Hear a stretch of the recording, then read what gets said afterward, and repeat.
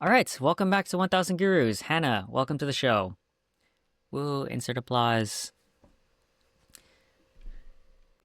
All right, Hannah, so you are first time to the show, Yes. our second remote guest, as I mentioned. So I'm so happy to have you here and moving to this hybrid format. So I will go into how I know you. So first we met in 2009 when we both went to UCI and we both dormed in Mesa, Thought right? so.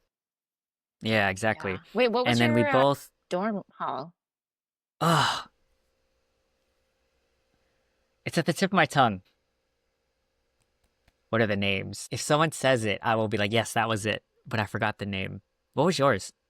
It was Otero, the Otero. music, the What was music the dance one. what was the was Otero also the dance one or was there a separate dance one?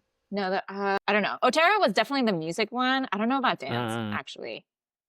was that the one I thought like was Prado dance or what was the one with like the ghost ballerina or something? Do you know what I'm talking I about? think it was Prado. I think Because Prado it was was the it dance was the one. one like that's why it was the dance hall because there's like a ballerina that was spinning. A dead one. A dead one, but a ballerina regardless. She was good, I forgot about that. Holy shit. Yeah, okay. Man, what was my dorm name? I don't remember. Whatever. Such long time ago, yeah.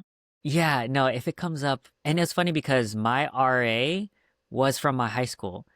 So she Small was world. 2 years older than me. Yeah. And so her name was Belin. Shout out if she's ever watching this. But I remember going in, she's like, "Oh my God, JR." I'm like, "Whoa, what the heck? You go to school here?" You're And like, she was my where am RA. I? I know, yeah. It was That's so funny. cool. Yeah.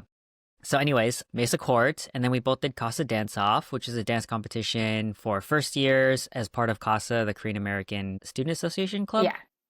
And then we did Irma together for 2 years. But I was telling this at the reunion. I was a groupie for year three Yeah. because I wasn't on the team, but I was still going to every party and practices and stuff, which is fun.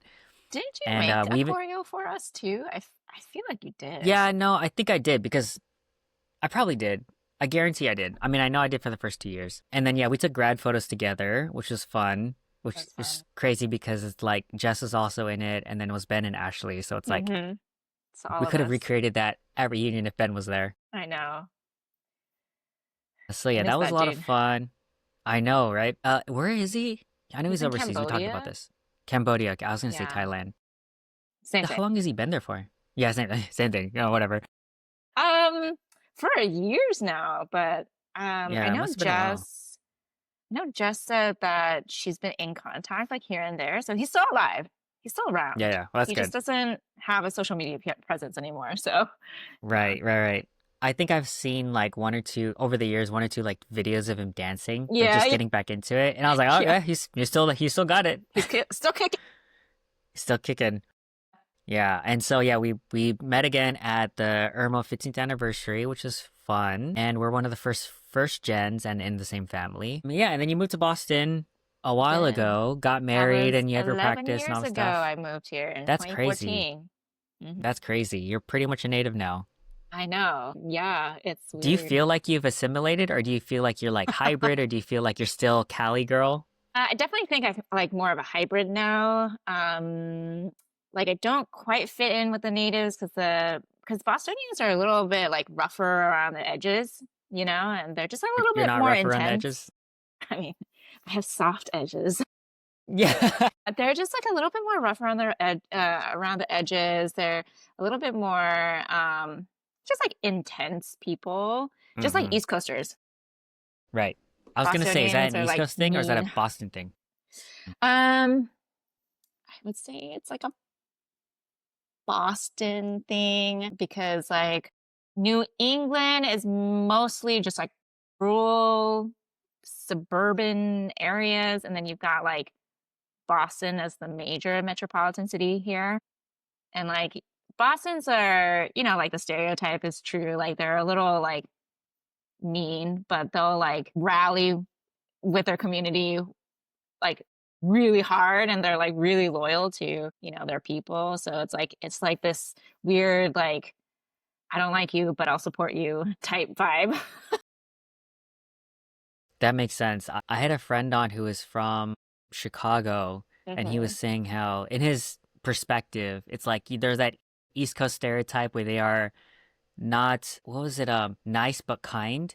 So Mm. not nice but kind, and Yes. over in the West Coast we are Nice, but not nice but kind. not kind. And Yeah. then he says in the Midwest it's a mixture of both. I'm like, okay, so you're the perfect mixture of both of things. Sure, why Of not? course he would say Sure, that. He's from super Chicago. super subjective, exactly. But I thought that was interesting. Obviously, we're Mhm. generalizing, right? Yeah, Anyone yeah, can be for whatever they sure. want. But do Yeah. you feel like that's true? Like it is more of that from your experience? Yeah, I would say, like, I I can only speak for Boston, I can't speak for any other region Right. outside of the city, Yeah, but yeah. I would say, like, there is very strong community vibes, but I will say that it's a bit segregated by race over here. So you have, like, communities where it's, like, intensely Irish and intensely Italian and intensely Haitian and like Dominican. And you got all the Chinese people. And then you got like a mix of like the East Asians, of like Japanese, Korean, other Chinese people in a certain area. And then you got like the white people, right? So it is very community vibes, but within those pockets of community, if that makes sense. Yeah, that makes a lot of sense. I feel like a lot of those big cities that are very, yeah, mixed like that, they have their sections. Yeah, And in, and I'm, is it safe to assume that that's where all like the food is for that sort of ethnic culture? correct. Correct. So Yeah. we have a Chinatown in, obviously Chinatown downtown, but there's also like a town city, like a little bit, if you drive without traffic, like 15 minutes down, a little bit more, but it's like a whole neighborhood of like Chinese people. And you can go there and eat like really, really good Chinese food. Yeah. Oh, and Vietnamese foods as well. Oh, nice. Yeah. How would you say it compares to like Orange County? Orange County still has really better Vietnamese food, but I will say the Viet food here is like pretty bomb. You have like Mm, really legit, like generations of Viet people, Viet families who've been here. So like my friend, his family and his uncles like own like so many Viet restaurants here. We're like, are you like Robert's uncle? And they'd be like, yes. You're like, oh, just another one. Yeah. So it's mm, very much like small business style, but very good. mm. So I had this conversation with a guest a few episodes back, but we were talking about how, when you go to a different location, that cuisine, let's say Italian food, right? Hmm. We use this example how, oh no, no, let's say Mexican food. She's Hmm. Mexican, so she's from Mexico, and she's like up here, and let's say even just Orange County or San Diego or LA, the Mexican food tastes vastly different from food from in Mexico. And my question was, why do you think that is? Because I'm assuming in these authentic Mexican restaurants in, let's say, LA, and let's Hmm. say those people are from Mexico too, so they know how Hmm. to make the dishes, and they're Hmm. they're obviously culturally aligned, and they're Hmm. born and raised in Mexico. Why does the food taste so different than in Mexico? And same thing for, like, let's say, I don't know, Philly cheesesteaks from Philadelphia versus other places, or Italian food from Italy Hmm. versus other places. Hmm. Hmm. If the same person is just transplanted to another place, why does it taste different? Do you have any thoughts on that? I think it could be a mix of things, which is like ingredients, right? So access to authentic ingredients and cost, right? So the cost of importing authentic ingredients might be too much versus like, you know, I could get a different type of pepper here that will do the same and it'll be more cost efficient. And then So like two, substituting yeah, yeah. And then two, because of cost and stuff like that. And then two, I think you have to cater to the people who are going to be your the patrons. You tastes know what I there. mean? Yeah. Because there are plenty of people who are not Mexican who might not like the authentic flavors of Mexican food, but would like a more milder or like a modified version of Mexican food. You know what I mean? So I think that's what happens. You have to kind of like, you have to maintain your business, right? And so if you're getting a lot of this is probably why like Tex-Mex was like created, you know, Right. because maybe like white people didn't like the actual Mexican food, but like still liked elements and portions of it. And so they just kind of like mixed it together.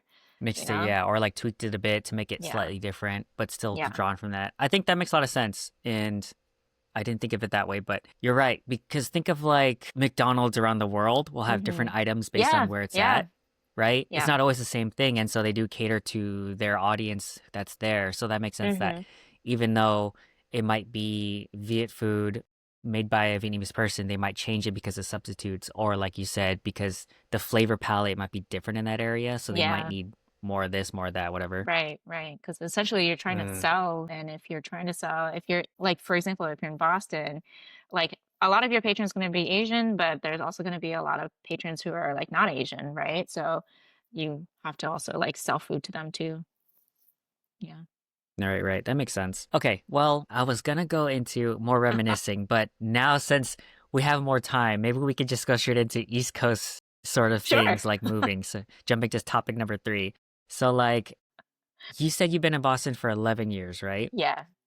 And you said, okay, so far you said the vibe is very like communal, but also kind of segregated, but it's there's a kindness there that's not always nice. Yeah. What are some of the other differences you've noticed or can compare from SoCal to like Boston? Hustle culture is real out here. People are just trying to find different ways to make money. And not to say that Californians aren't like hustle people, but it's just like very intense here. Like people are like thinking like a lot about like generational wealth here. And so they're just like constantly hustling. I would say, especially in the Boston area, you have more highly educated people concentrated here because of the sheer amount of education opportunities here. You have a lot of universities, and also like the top universities. So you've got Harvard, you've got MIT, you've got Boston College here, you got BU, you have Northeastern.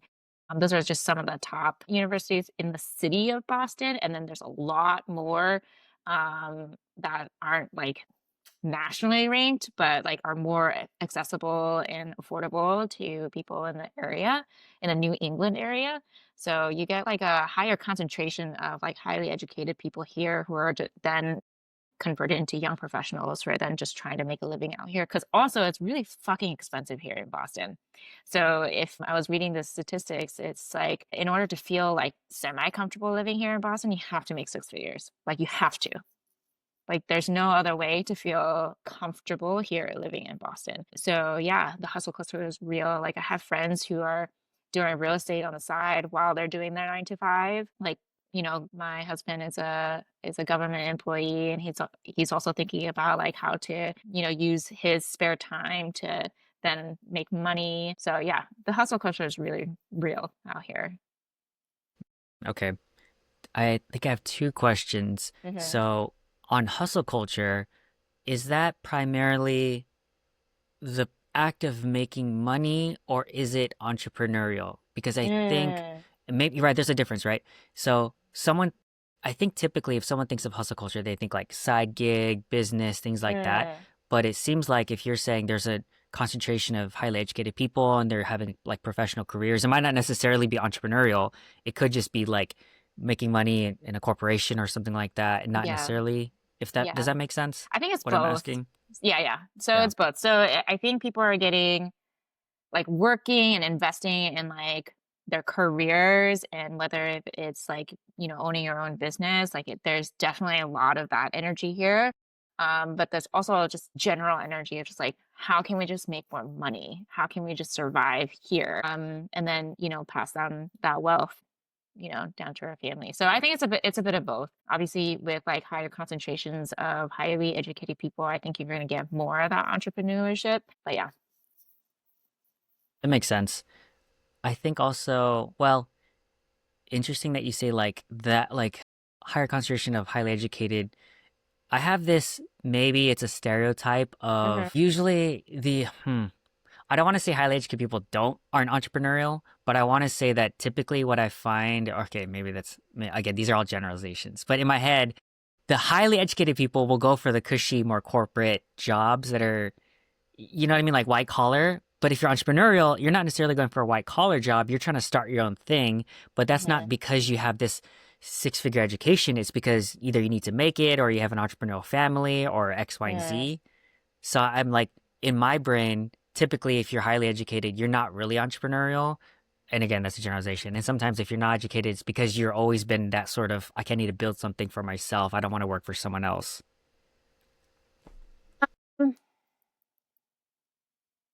I would say, I don't know. That's not like a hard and fast rule, I think. I think people, I don't know. I You can think have different desires based on your I education or whatever. definitely think Gen Zers are more on the I want to work for myself type mindset. I would definitely think us millennials are more like, let's just get like our own benefits, our benefits from corporate and, get our bonuses and shit like that. Um, so I would say the younger generations are probably more of a entrepreneurial, like I want to work for myself type vibe versus like the older generations, like we just Okay, work a high paying job, and keep working at right. that. More like the typical like corporate ladder sort of thing or career Yeah. progression. Yeah. That makes a lot of. So you're saying in your perspective, it might be more generational than necessarily like education Education. level. Mhm. That makes sense. And so the second question I had was, so I know you mentioned that it's expensive to live in Boston, and so now I'm bringing it back to my hometown, Bay Area, and now OC LA area, and those are also expensive places to live. However, the caveat is there are pockets of areas that are Mhm. less expensive, right? Like Mhm. I don't want to throw shade on any of those, but you know what I'm talking about, right? Like there are those cities that are okay. It's definitely cheaper than living in downtown, or Yeah, yeah, yeah, like yeah. like my hometown of Fremont, Milpitas. Well, it's more expensive now, but usually it's not as expensive as let's say San Jose or The San surrounding Francisco, right? Because areas, that yeah. exactly where all the big tech companies or businesses Mhm. are, and so you can say generally the Bay Area is expensive, Okay. but the caveat is not everywhere is as expensive as other places, and I think the same is for LAOC.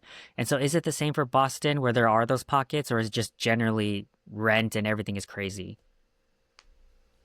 I think it used to be more like where we had like pockets like pre-pandemic, post-pandemic, everything has skyrocketed.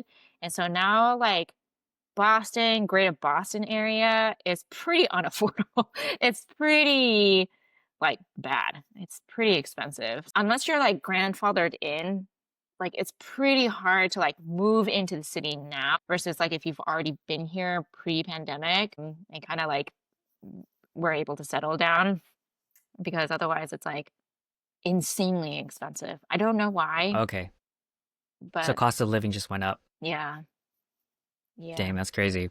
it's rough. Because they say that as like a financial principle rule. Like if you want to save up more money or invest more, then you have to reduce your living expenses. And so Yeah. then the math means you just move out to the middle of nowhere, Yep. get a huge house for like a fraction of the cost, Yep. and then you kind of do your things right. And Yeah. especially since a lot of our world is can be remote or virtual. Mhm. But it's crazy that after the pandemic, like you would expect housing price because now your location isn't as important. You would expect housing prices or real estate prices to drop, but it actually still goes up, right? I think that's kind of crazy. Yeah, probably has to do with like big fucking corps to like buying houses and That's using true. them as like Investments. vacation rentals and investments. Yeah. It's not us, the regular folks that are driving up the prices. We're not doing, we're just trying to survive. We're not I know. We're we're not just the one trying changing to like prices. just try to make it to the next day for real. I know. Yeah. It's crazy. But like I will say like, going back to your original question of like what the difference between like East Coast and West Coast is that at least up here, like people don't like driving. Also, like driving in Massachusetts or in the Boston area, it's kind of crazy. Like you have to be a crazy person to drive here. We're called massholes for a reason. Like it's rough. I have a lot of clients actually who come to me with driving anxiety because it's just Mm. a little crazy over here. But so people don't like driving here. People don't like driving more than like half an hour. People don't like traffic here. I mean, nobody does, but I feel like the hatred towards traffic is like a little bit more intense here than back home. Where back home, I think people we just like accept it. It's just like part of the process, right? It's like, oh yeah, like that's just LA traffic. That's normal, right? But here, I feel like people like really fucking hate it. And so when even if you were to move like out of the greater Boston area, right? You move to like, I say like Stoneham. That's like a random suburb town in North Shore. Um, more affordable houses, but it's like also a 30 to 40-minute drive away from the city center, right? And so people are reluctant to move that far away because it's far. They consider that far, you know? Whereas I know like back at home, I would go to LA, which is like a 2-hour drive from San Diego, like every fucking weekend, or go to the OC, and that's like easy 1-hour drive each way. And I would do that like multiple times a week, right? People here don't do that. Okay. So Boston is not a public transportation is not big there? So we do have the MBTA, but it's crap. It's absolute shit. It's just not well Okay. built. And it's just like, yeah, people try to avoid So it's it if not possible. okay, so they try to avoid it, but it also is not widely used. It is used, it's just not great. And it's just not like Okay. well connected enough. And it's just not efficient. And Right. it's like breaking down all the Gotcha. time. Yeah, yeah, okay, gotcha. So everyone has to drive mostly, or they prefer it, but they also don't prefer it because of all the anxiety and whatnot. Damn, that's crazy. So I guess I'm curious, what are some things, as a native Californian, I've only really lived here, that you have gotten used to living in Boston and things that you have not gotten used to yet Hmm. in your 11 years? That's a good question. So the first thing that came to mind was like the city noise. So I was born, raised, grew up in the suburbs, right? So it's like actually like more in the rural suburbs. So like I lived next to a vineyard and like farms, like where people had like horses. So it was like quiet out there. And then, obviously UCI also in the suburbs, right? So when I moved to Boston, dude, I could not sleep for like 3 months. Like, I'm not even shitting you. Like, my insomnia was so bad because it was so Damn. loud, like city noise. And we have old ass buildings here. So, like, the windows aren't like sealed well. You know what I mean? And so you just hear everything from the outside. I used Uh, to live near campus, at BC campus, and so you would hear like drunk students like come in and out of like the area. You'd have like the subway, our transportation here, buses, motorcycles, cars beeping. It was crazy. That was something that I had to get used to. I feel like I've gotten better at it. It doesn't bother me as much anymore. Just gotten used to like city living, I think. okay, so did you ever like use earplugs or something, or does that not work? So I was scared to use earplugs at first because I was like, what if I don't hear my phone? Or like, what if an intruder Oh, I comes in see. Yeah. and I don't hear You just them? you just wake up, you're like, what happened? Yeah, because I got I was great just sleep, but living why am I in a van? yeah, I was living with like three grad school student girls at the time, and I was like, what if someone like comes, because I didn't know Boston, and I was like, I don't know, like that sounds scary. Um, Right, right, right. but I got a white noise machine for that particular apartment because it was really close to a busy street. And then when I moved, thankfully the bedrooms were in the back facing away from the busy street. So that really helped. Now I sleep with earplugs every single night because my husband snores. There, you're like, now I need it.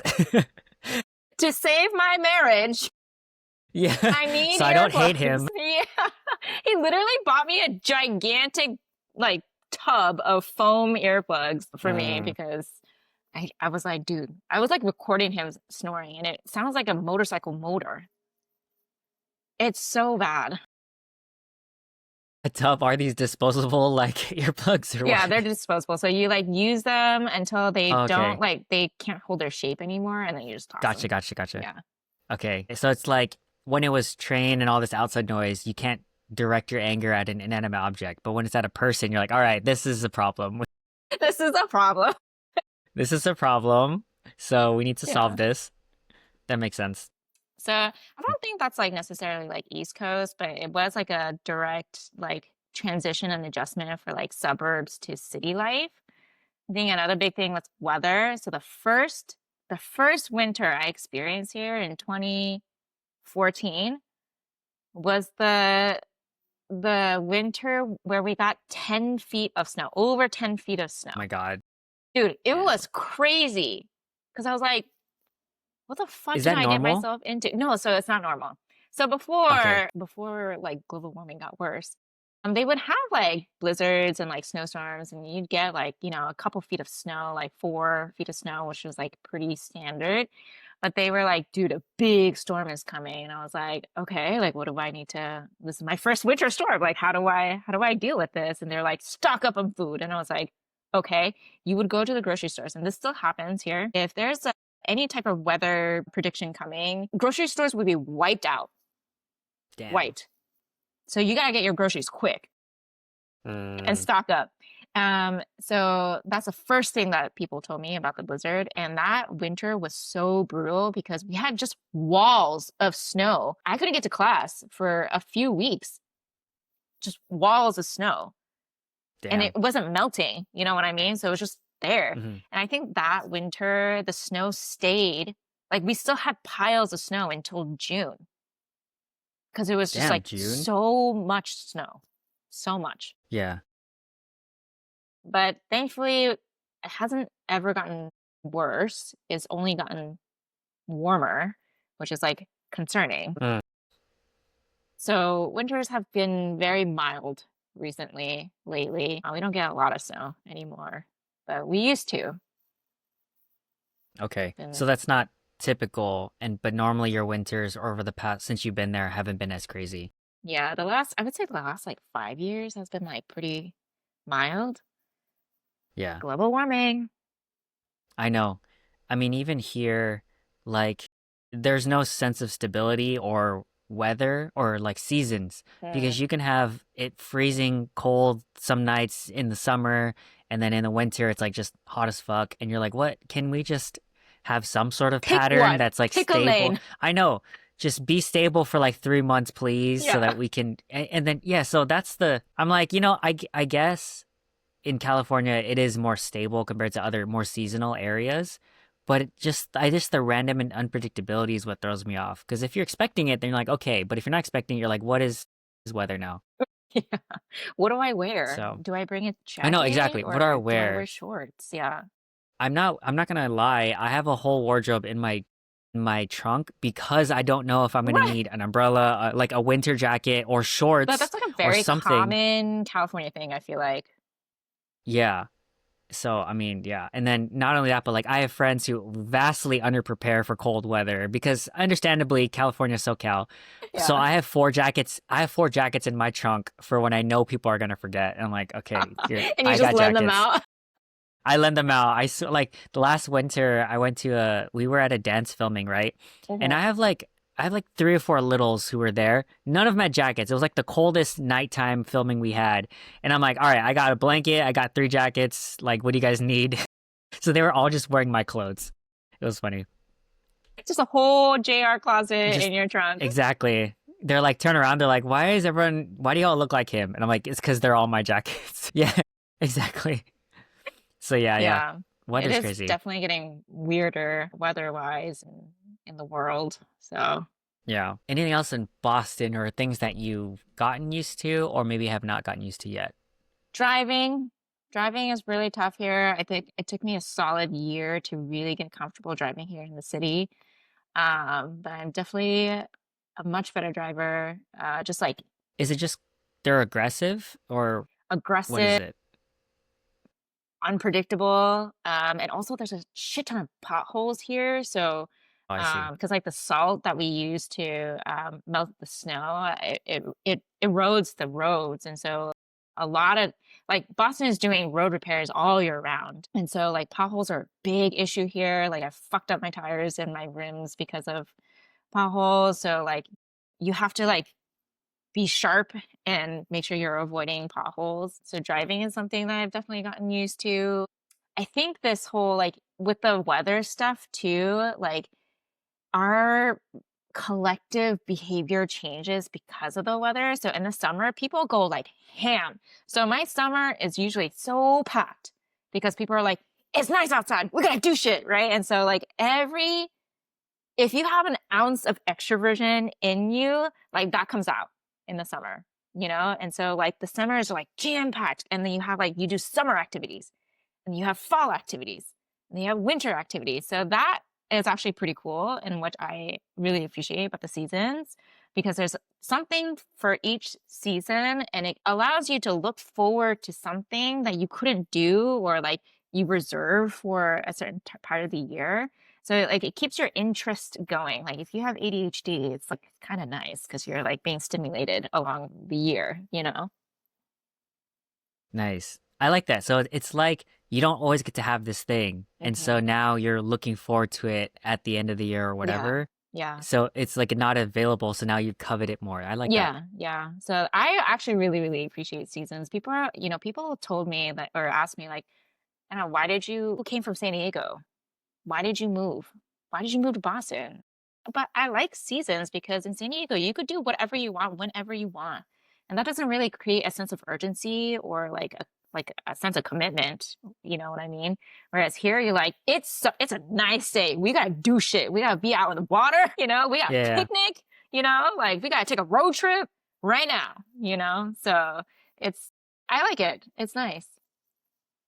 I get that same vibe for people who I've met who live out in Washington, Seattle, Hmm. where, how it's mostly cloudy, rainy or whatever. And then there's like 2 weeks of sunshine or something Yeah. like that. And they go crazy. Like, let's go out. Because normally they're inside playing board games or Yep. doing Yep. whatever. Yep. Which is, and it's cool, but it's funny because ironically, I like rainy weather and I like staying indoors. Yeah, same. So the couple times I visited when it was sunny out, I was like, damn, where are the rain clouds I was promised? Where's the gloom? And everyone's like, let's go outside and get the sun. I'm like, I have plenty of sun in California. I don't need that right now. I want fucking Oh, rain. I know. And I don't think like a lot of East Coasters understand this type of like concept of I mean, I lived in California for 24 years, right? And yes, stability and like predictability, consistency is nice, but it's also fucking boring. Yeah, It's the same. It's the same. And like, yeah, some people might crave that, but I feel like when you're young, when you're in your 20s and your 30s, you're like, you want to like fill your life with some stuff, you know, some some variability. variety. Yeah. Exactly. Want to change it up with the weather. I feel like my last thought on that is I've always romanticized living in a place like Boston where it has very seasonal Hmm. time period. And I know it's uncomfortable because you got to get used to it. Hmm. But I guess, again, growing up in California where it's mostly just sun, some rain here and there, Yeah. whatever, which is why I've always wanted to live in Washington, especially because I do love rain. I love rain So I'm like, too. okay, I fantasize living in a place that's mostly cloudy and or maybe if it's a place that has snow, I'm like, all right, I'm sure it will suck because it's just inconvenient. Hmm. But I think, like you're just saying, I think I crave that variability and like, okay, looking forward to seasons. Yeah, So we'll because you see. could Maybe do I'll like be certain moving out somewhere. activities in different times, you know? So Exactly. Yeah. I mean, we can always, I know I have friends who drive up to like Big Bear or they'll do whatever, like it's not the winter same sports. though, dear. It's It's not not the the same. same. Yeah, I know. So at least you can kind of get some things here and there, and Yeah. then you have the ocean over there. Like, great, I get it, but I'm not even an ocean guy, so why am I even here? Say they're like, oh my God, So I think you must have been like going to the beach all the time. I was like, rarely. It's too hot. The sand is too hot. It's too crowded. Parking is ass. No. exactly. I only go to the beach when other people want to go, and Yes. it's just like a social thing. And I'm like, but I would never choose to go here. No. But to each his own. Yeah. Come to move to Yeah. Boston. I know. No, I'm now considering it more after this. Like just moving somewhere, honestly. But we'll see after I finish this whole dance team stuff because that's what's been holding me back. On the topic of I guess hobbies and different things. Hmm. So the two other things I want to bring up was Barry's Bootcamp and pickleball. What do you want to start with first? We'll do berries because it's a short, easy explanation. So berries is like it's a hit workout class, right? So they have these For masochists. yeah, basically. Dude, I recently found out that I am a masochist. I like struggle and pain. Yeah, yeah, it hurts so good. Yeah, Yes. it's the Asian in me, I guess. I don't know. Anyway, so you're in this what they call a red room because the lights are red for it to be easier on your eyes. Red is like the color that you use to be easier on your eyes. So you go into this red room. They have like mats, right? And on these mats, so how do I explain this class? So if the class is full, you have people on the mats, which is what we call the floor. And then we have a row of treadmills in the back, which is what we call treads, right? And so if the class is full, you'll have people both on the floor and on the treads, and you switch throughout the class. So basically on the mats, you do strength training. So you do weight, and like the instructor will give you instructions on how to do weights. And then you'll usually switch at least, you'll do 2 rounds of each station. So 2 rounds of mats, 2 rounds of treads, and that's a whole hour, right? You go back and forth. Sometimes they do 3 rounds, which is rough, but most of the time it's 2. So it's a hit workout because you do strength training and then you mix it with cardio and then you come back and then cardio and then that's it. So it's like a really, really good workout. It does test you. It is brutal. You have to dissociate in that hour to get through. But once you get through, you feel really accomplished and you just feel like so good about the day and what you've done for yourself. And I've gone to multiple instructors and coaches, and like they're all like so like supportive, like they're like supportive coaches. And so it's really nice. I highly recommend if you ever want to increase your cardiovascular Mhm. heart health. Yeah. I'm curious, have you ever done any other hit workouts or like studios like that? Because I've done a few in Irvine and Newport Beach with like Mhm. old coworkers and stuff. Mhm. So I get the vibe, Mhm. but I know studios are different. Yeah. Have you ever done other ones? And if you have, what is the difference that makes Barry's Bootcamp different, if any? Haven't, but my friends have done 5 and then Orange Theory. I haven't heard too much about Orange Theory, so I can't speak to that. But 5 is a circuit. So they have a tread, they have weights, and then they have like other like ellipticals or something like that, like other machines that you rotate through. And like people like that because it's like more variety. Like I say, the reason why people like berries is because, like, well, one, they have a shit ton of studios, and two, I think like they offer a lot of variety for people who are looking for just like a nice, easy place to start for hit workouts versus like I feel like circuit training, you have to like know each machine and how to use I those see. machines, right? Versus like, hey, you just lift weights and you run, you know? So it's just Mm. like So easily digestible. Like you don't have to use your brain at all. And like their rooms are huge. And so like a lot of people can go all at once. okay, so you're saying that compared to other hit or circuit training, there's less Learning curve. movements or variety. So learning curve. Okay, so Yeah. it's like easier to pick up for let's say Yeah. beginners or people who just want to like lock in and not have to think about their Yeah. form or doing Yeah. special Yeah. movements. Yeah. Cause I feel like, I feel like people consider CrossFit, but like I feel like there's such a huge learning curve for CrossFit versus like if you're going to Barry's, it's just weights. It's just weights and treadmill, Yeah. you know? So it's just like easily digestible, I think. And you still get a good workout. And I feel like it's not necessarily for people who are like athletic or like gym bros. They're for your like everyday average people who like go into the office and want to get a workout because they sit at a desk all day. You know what I mean? Versus like I feel like CrossFit or circuit training is for people who are like have particular fitness goals, you know what I mean? Yeah. Okay, yeah, that makes a lot of sense. So what do you like about it in particular? So you said you're a masochist, you like disassociating. I'm just kidding. But and it's simple and anyone can pick it up. Is there anything Yeah. else you particularly like about this cult? No, I feel like it's just like easily accessible and the people are always really friendly and supportive.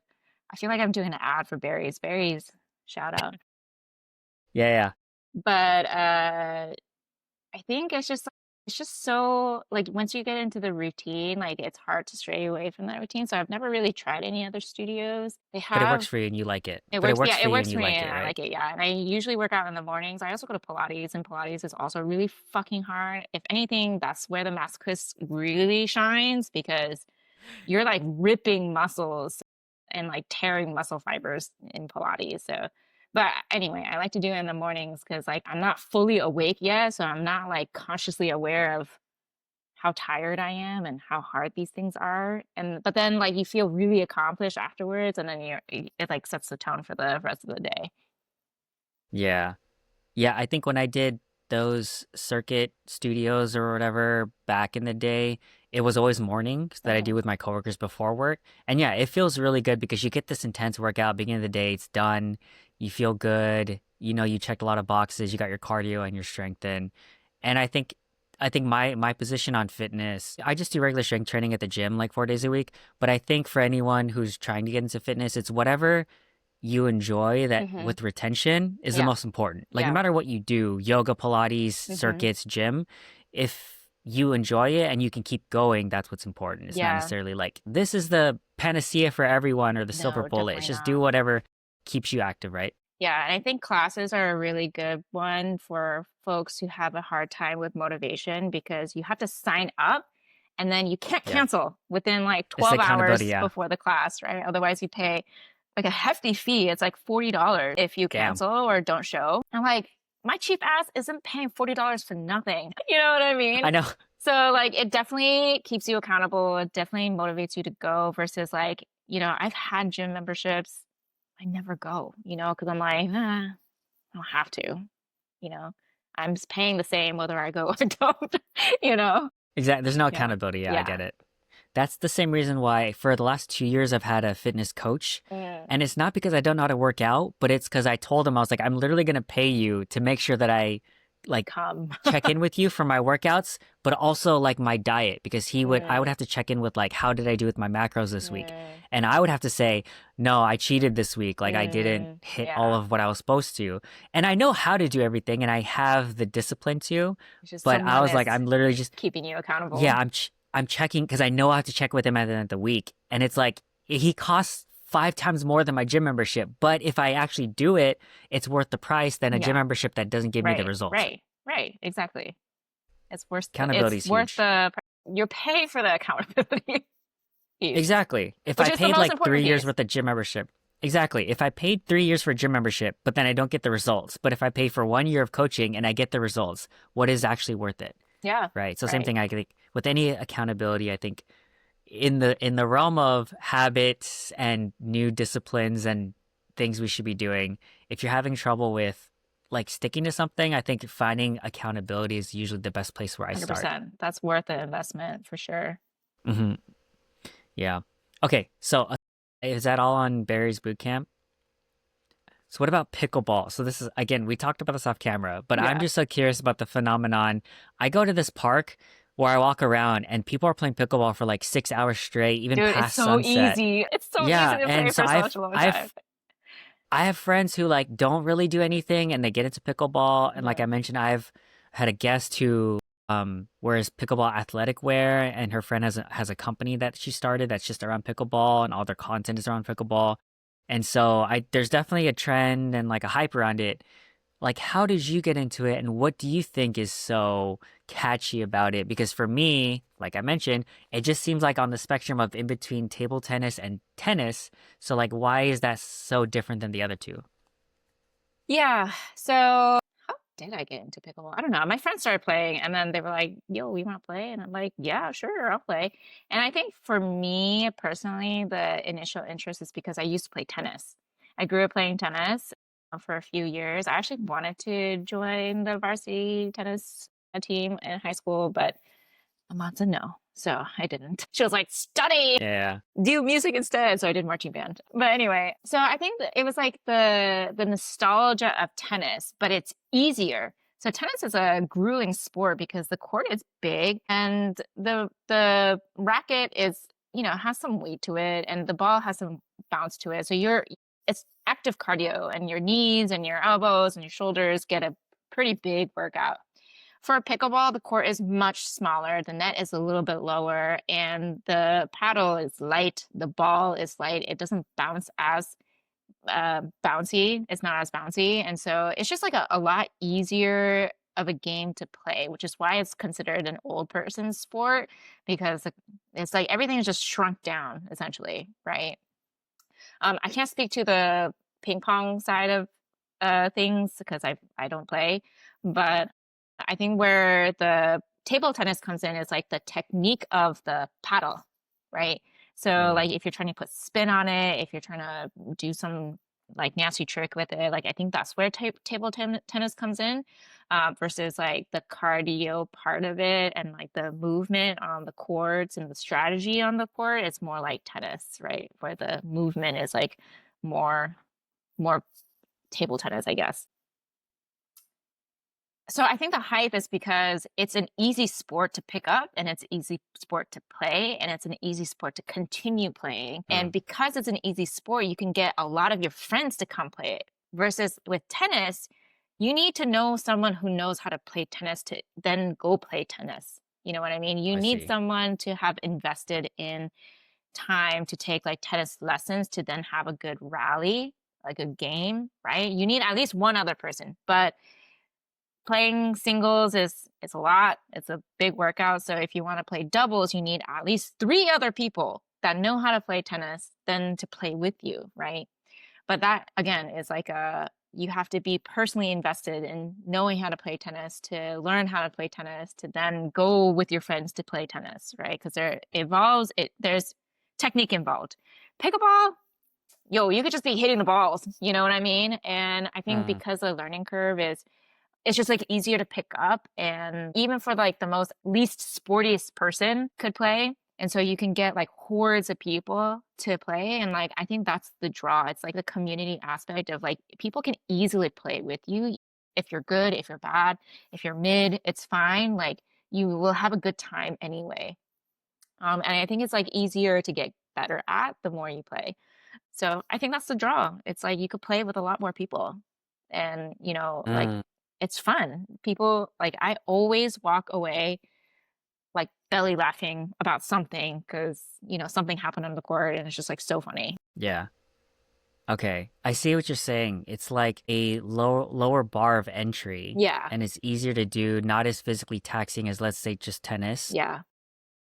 So it's more accessible and it's more communal because you can Yeah. get more people into Yeah. it. So it's like a bigger pool. Yeah. That makes sense. Mm-hmm. But what about compared to, like, let's say like racquetball or Mm-hmm. badminton, where it's again on that spectrum of not as maybe as strenuous as tennis, but on a smaller scale? Do you think it's different in some way? Again, I've never played racquetball. I used to fuck around with badminton, but I still Yeah. think you still need a certain skill set to play those specific sports. Like, I don't know if anyone has played badminton, but it's like actually really hard to get good at. Like, you could just like lob it, sure, but like that's not necessarily fun. You know what I mean? So I think that's just what it is. I think it's just like easy to pick up really quick from the beginning. That makes sense. I think my own 2 cents is like I think those other sports besides tennis, it requires like a court or like a specific sort of like racquetball, you need to be in a racquetball court to Yeah, play yeah, that, yeah. like That an one's very enclosed specific. space. Yeah.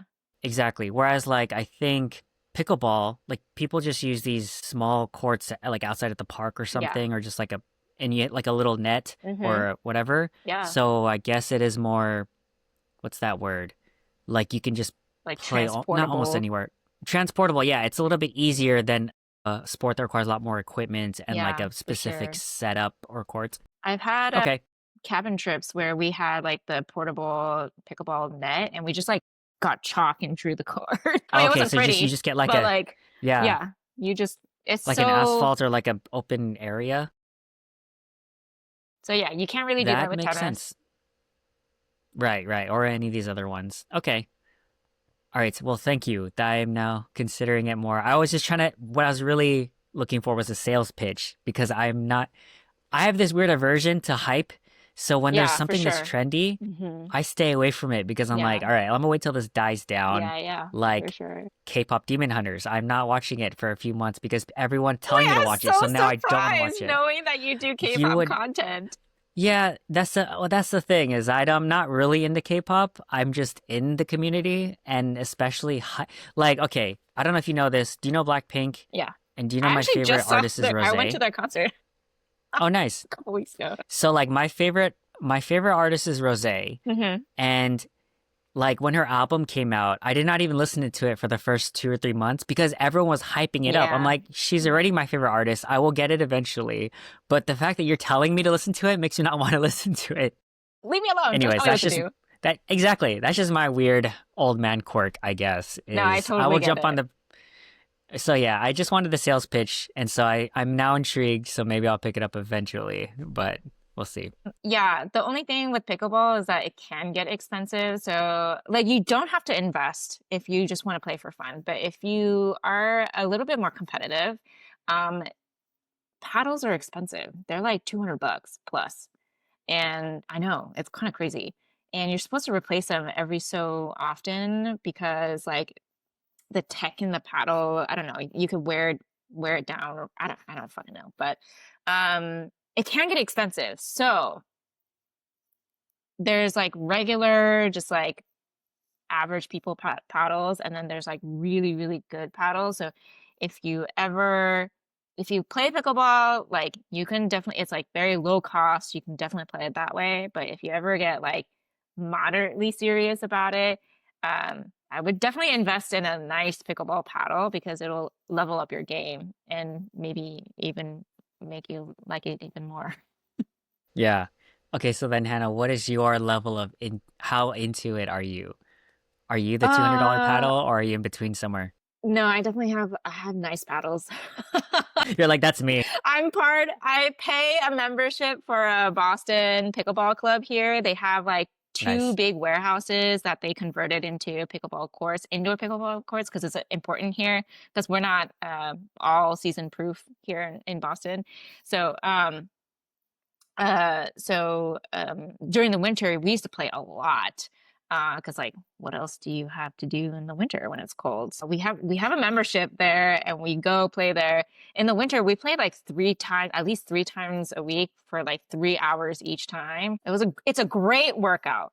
It's a great workout, a good sweat, but it definitely racks up in like fees, like court rental fees, membership, paddles, But we are committed, so it's like our hobby. Yeah.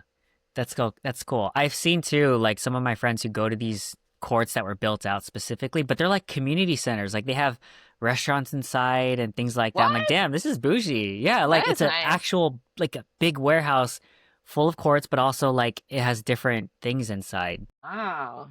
They take it Yeah, so very I'm like, no, seriously this, over there. very seriously. Yeah, no, for real. That's why I'm like, what is this hype? I need to figure this out, but cautiously. It's fun. It's something to do.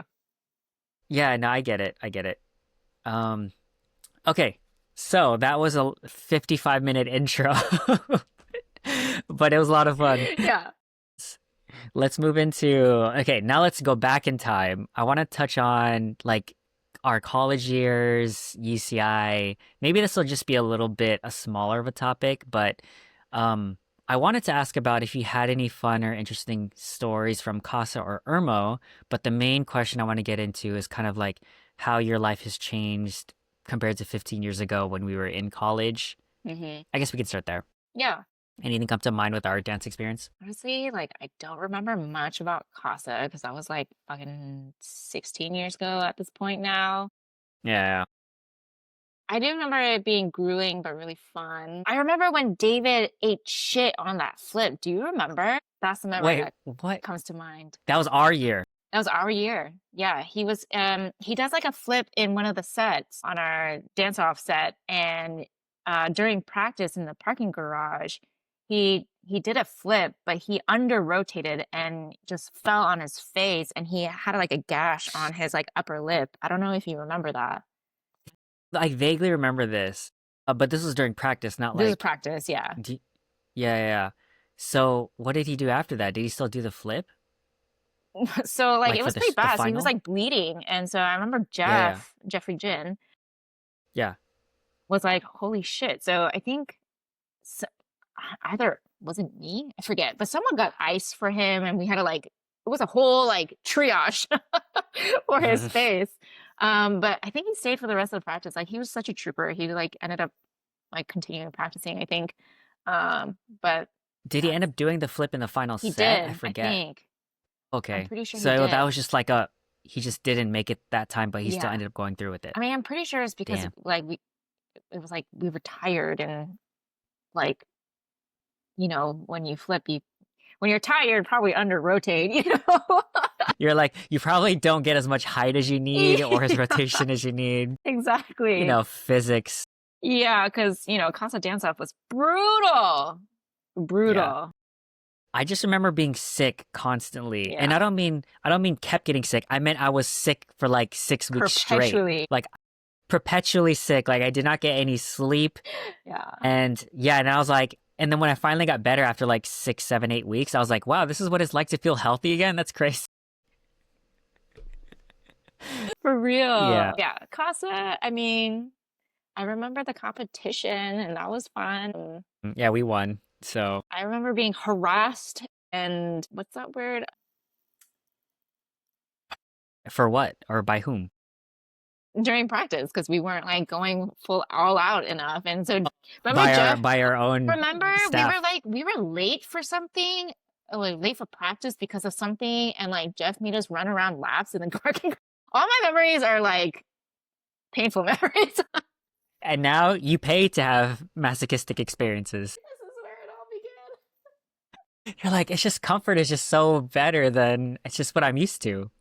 Now I run laps for fun. But it's true, JR, right? Because like, okay, so Casa was the one thing, but Irmo, right? So Irmo, obviously Jeff coming from Casa, he like made the schedule and stuff, but like we continued that. So, I was director for Gen 2 and 3, and we continued with like 4 to 6 hour practices, like multiple times a week, right? And that was just the norm at UCI, right?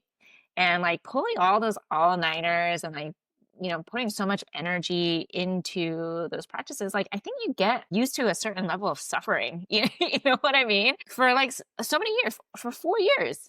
You know what I mean? And then I actually helped with another dance team out here in Boston College. I don't know if you knew about that, but I there was didn't. so when I moved to Boston, I reached out to the undergrad KSA, so Korean Student Association here in Boston College. I couldn't find a graduate equivalent, so I reached out to the undergraduate president. I was like, "Hey, do you have like a grad school student equivalent?" They're like, yeah, but they're all fobs," which they were. But then he connected me. He found out from my Facebook profile that I was a dancer and I was a director, so he connected me to their dance team. So it's kind of like Connect. You know how Irma was under Mm. Connect? Yeah, yeah, yeah. So KSA had Aero-K, which is Korea backwards.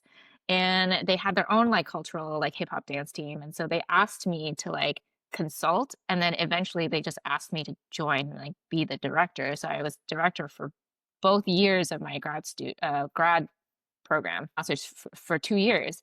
And yo, Boston College people are so different from UCI, because UCI, you know how like students at UCI aren't necessarily there for the academics. They, like to fuck around too, like get into dance and stuff and other clubs and shit. BC students are very serious. It's a private school, right? They're very serious about their Mm. academics. And so when the practices had to be capped at 2 hours because the Wow. the teammates were like, That's a we gotta warm up. study. I know, that's what I'm saying. Yeah. They're like, we gotta study. We got academics. We got work to Yeah, do. yeah, yeah. And I was like, oh, vibes are very different. And they're like, no more than 2 practices, 2 hours each. And I was like, interesting. Interesting. We did have hell weeks, but like it was a struggle. It was a struggle.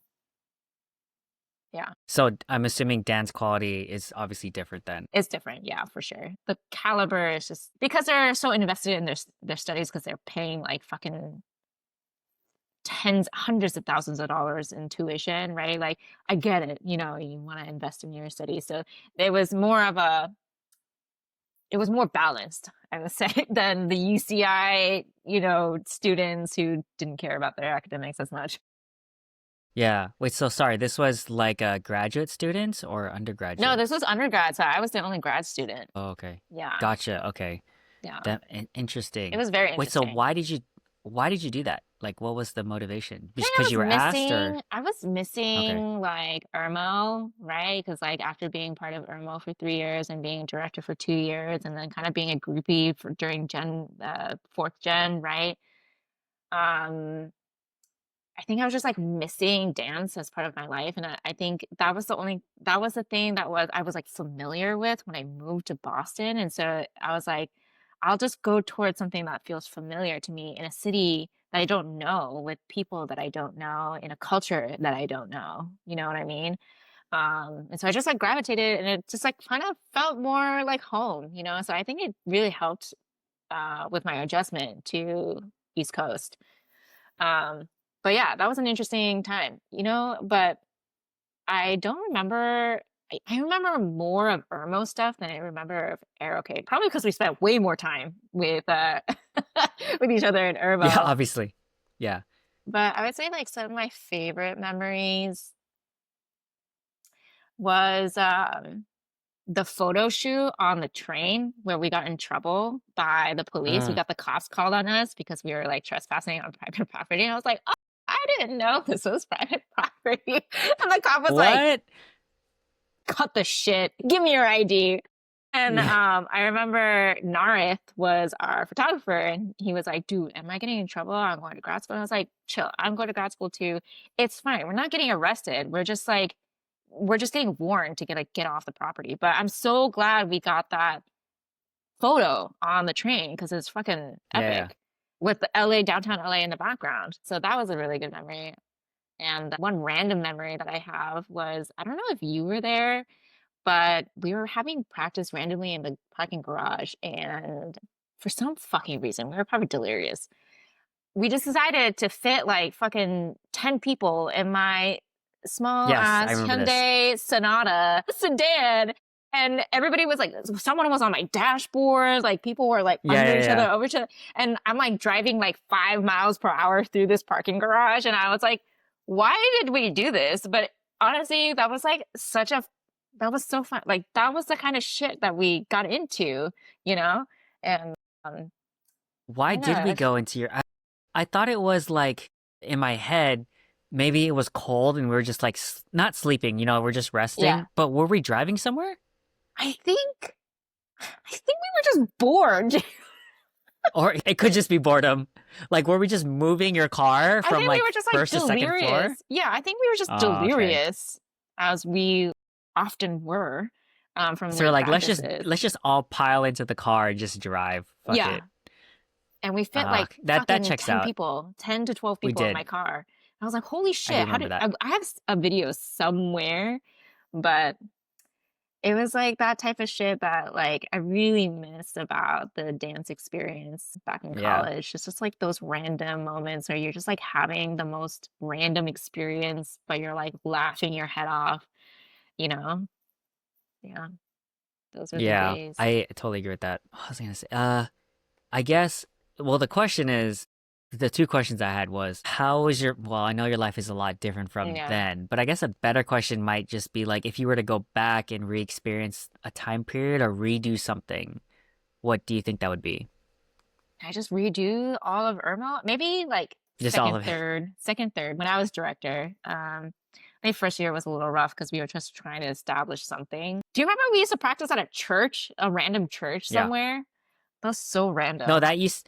that church became my church so I go to Saddleback. They Mm. took over that building. It wasn't the same church, but it was the same Yeah, building. same So whenever building. I would go there, I'd be like, dang, this is where we used to practice all the time. That was so random. But Yeah. yeah. Um, I mean, we had a space. I mean, it was nice. It was warm. Yeah, exactly. Uh, That was what I was and it was implying. well Like, it's lit. either that or outside. Yeah. Yeah, it was well lit, and we had a space to practice where it was Yeah. not freezing cold outside. Yeah, yeah.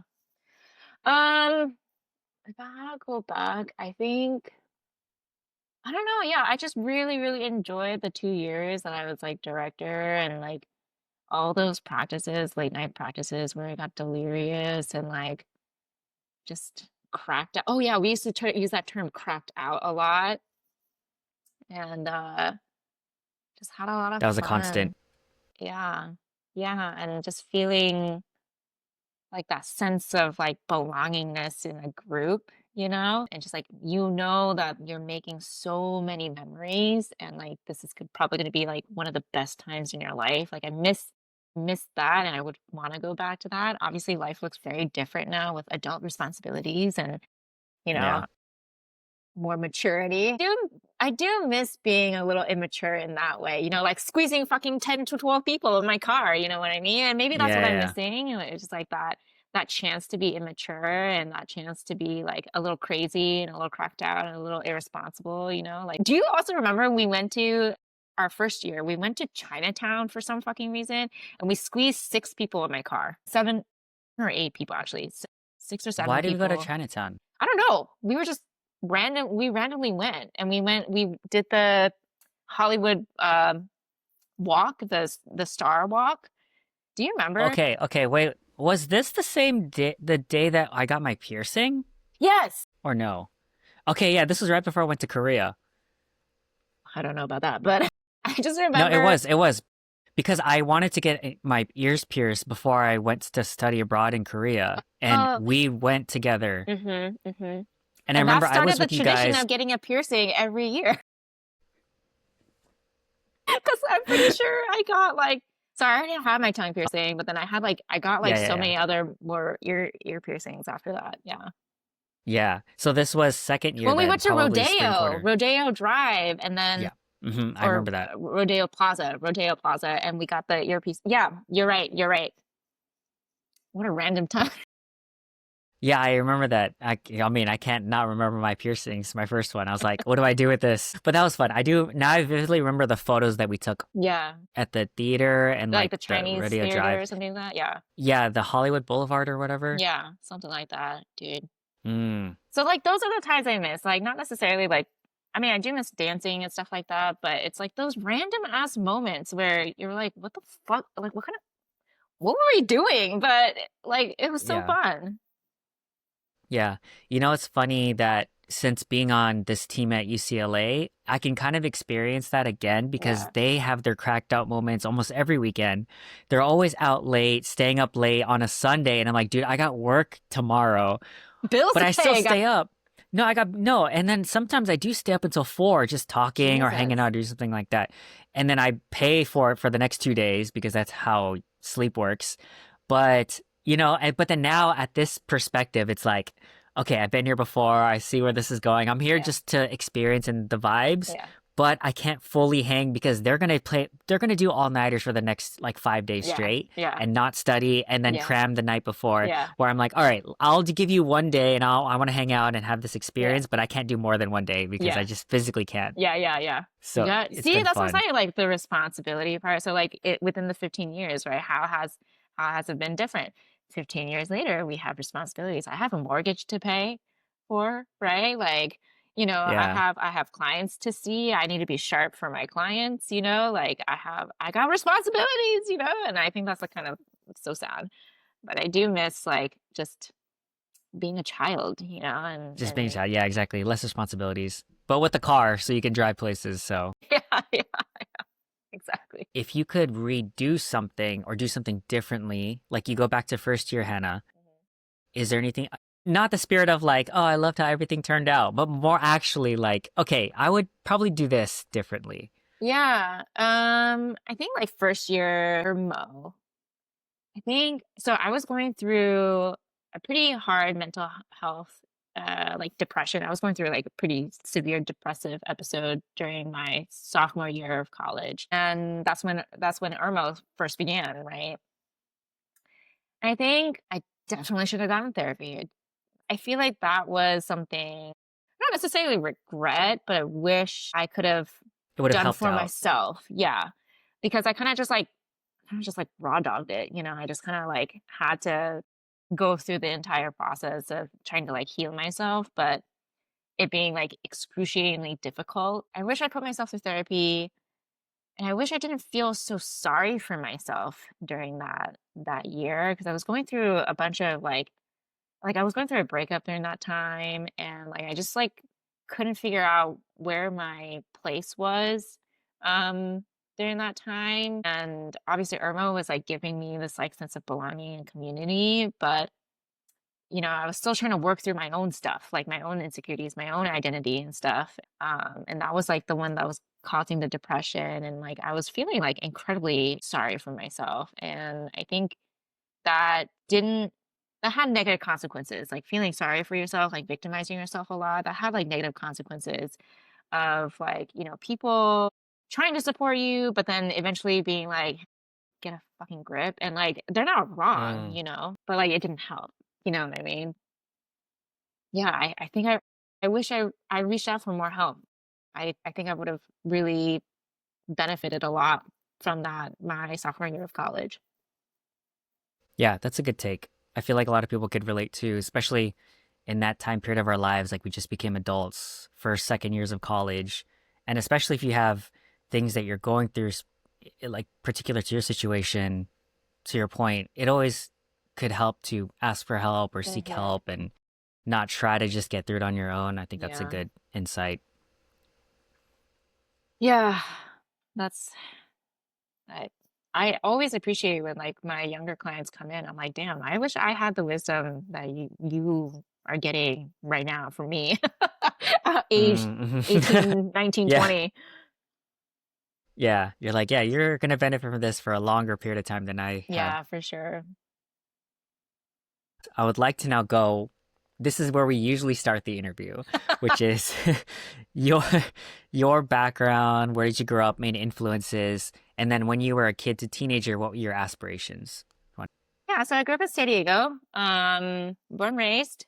Uh, Grew up in this small San Diego town called San Marcos, and it was like literally the place used to be a dairy farm, so it was like kind of rural part of San Diego. Mm, dairy farms and vineyards Yes, and horses. Like and literally, horses. sidewalks have dirt trails right next to them, like nice dirt trails for the horses. So you can kind of get an idea of like how rural it was where I grew up. So that meant I grew up with a lot of white people, but I also grew up with a lot of Hispanic people, not a lot of Asian people. Um, and so like those were kind of influences too, because I never really flourished within like my own Asian identity until college. UCI was a culture shock for me. Yeah. Really? Yeah, because like I didn't grow up with a lot of Asians. The Asians that I saw were like a handful of Vietnamese people from my high school and then church, you know. And so when I went to UCI, I was like, holy shit, this is so many Asian people. And that's when I started really diving deep into my Asian culture and, letting it really flourish and being nurtured. But yeah, I didn't grow up with that. So it was very, very whitewashed, very conservative because I grew up in the church as well to immigrant parents from Korea. So I lived a very sheltered, conservative life up until college. Wasn't exposed to much. Do you think maybe being that sheltered sort of background, once you go into college and then you had to experience all these things and you're coming of age and all that, do you think that contributed to that sort of depression that you went through? 100%, 100%, because like I went into college feeling naively cocky about myself. I'm like, I know who I am. Like, I know exactly who I am. I know all my identities. And then I got into a relationship and, college, it was just like a whole bunch of people that you're being introduced to. And then first year ended and it just like shattered, with this breakup was the catalyst to all of that too. And it just like shattered my idea of who I was because I was no longer the person that I was pre college, but I also didn't know who the fuck I was after college. You know what I mean? And not to say that like you're supposed to know when you go into college, like that's what college is for. Right. But I feel like I had like a rough transition. It was just kind of like I don't know, I felt like I was just kind of like punched into into that, And so my depression definitely stemmed from like losing a sense of self that I had for, 17, 18 years and then like suddenly being thrusted into this new one and not completely feeling settled. I was feeling really unsettled about like who I was becoming maybe. or who I was going to be because I didn't know her yet. So yeah, definitely. Okay, so two more questions now. Is growing up younger Hannah into college, what were your aspirations? And two, as you were going through all this and you're saying that, it's like a gut punch trying to figure out who you are, was there anything that helped you through that? And maybe finding community in the dance community helped, but was there anything else that might have helped you navigate through that? What was the first question? First one was like, what were your aspirations Mm. going into Mm, college mm, and mm. high school and college? Or even younger Hannah, like, I don't know, middle school Hannah? Mm. Any aspirations? I aspired to be an astronaut or a princess or whatever. So I wanted to be a psychologist. I knew I wanted to go into psychology when I took my AP Psych course in high school, junior year. So that's kind of where it took me.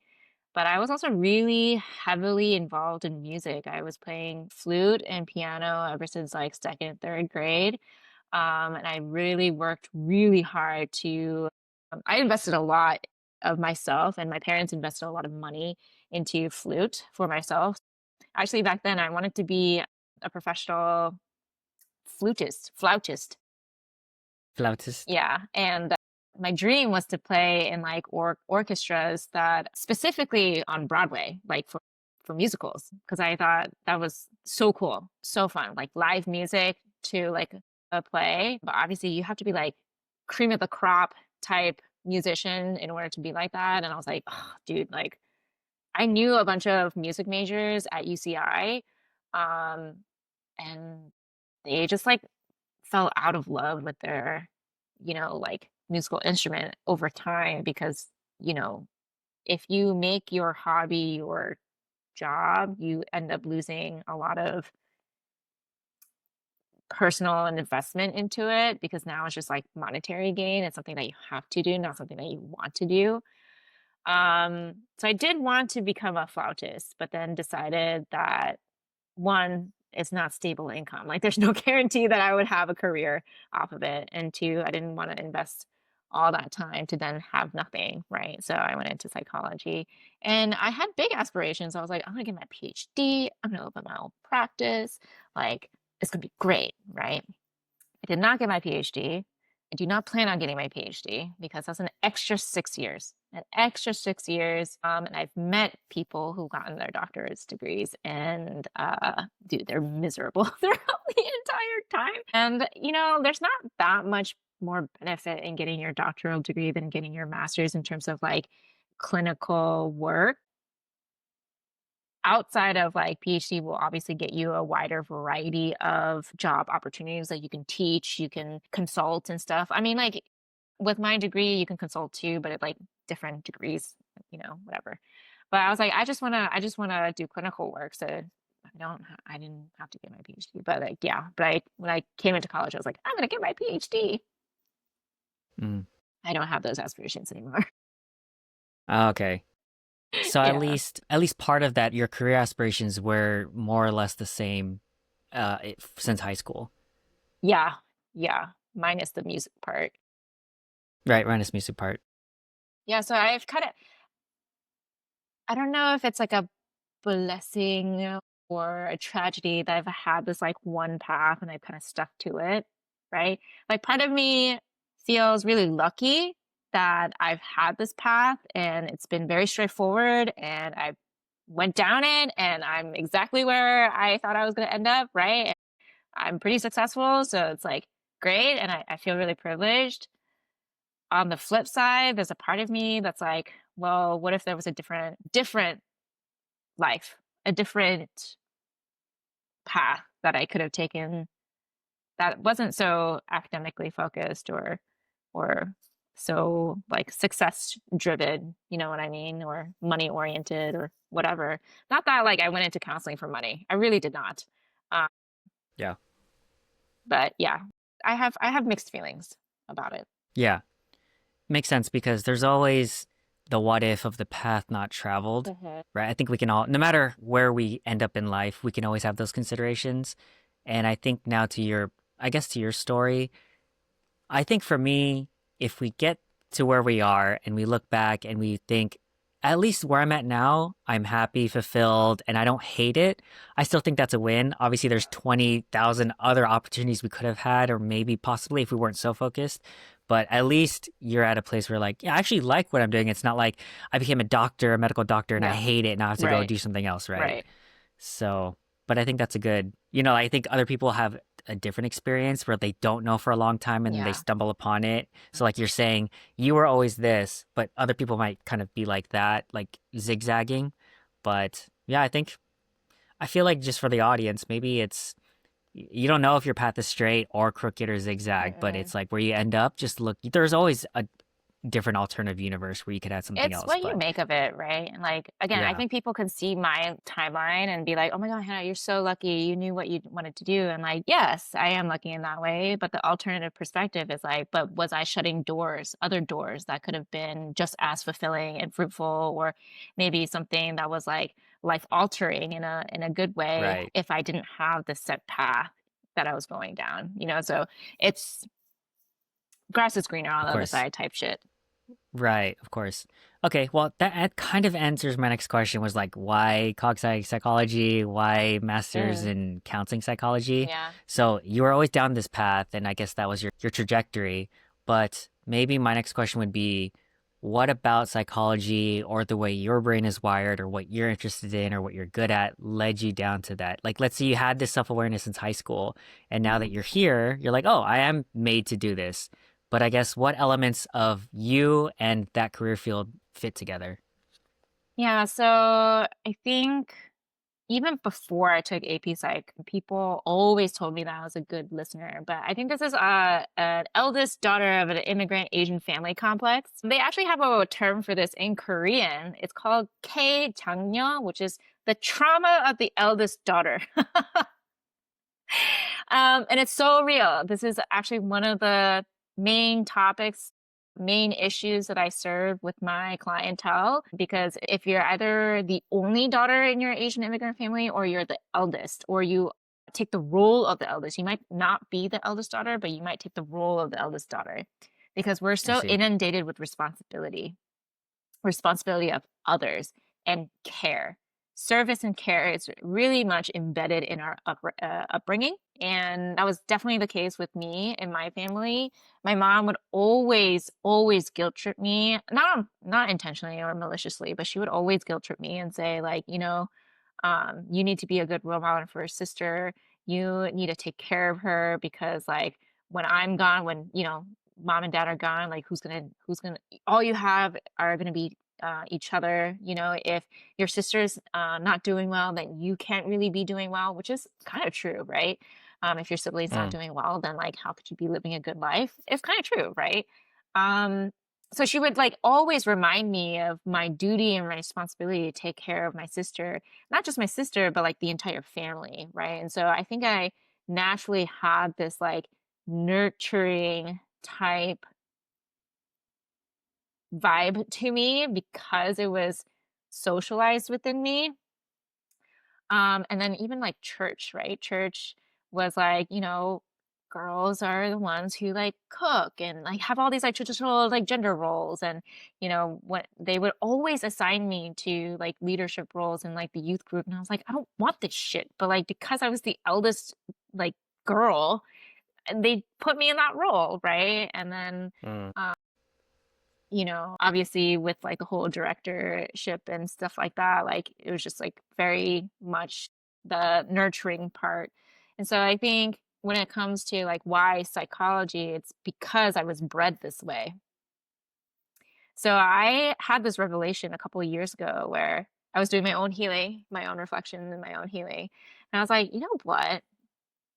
I don't know if I would have become a therapist if I wasn't born in my specific Asian immigrant family, right? Take my brain, but put it in a different body, right? I don't know if I would have become a therapist, right? Because I was nurtured to become a nurturing person. And people always told me, like, Hannah, you're so good at listening. You're so good at like giving advice. You're so good at like empathizing and having compassion. It's like, well, yes, but also this was like the thing that was like praised within me and positively reinforced within me to the point where I became really good at those things, and those are my skill sets now. And now I've monetized my skill sets, which is great. But Mm-hmm.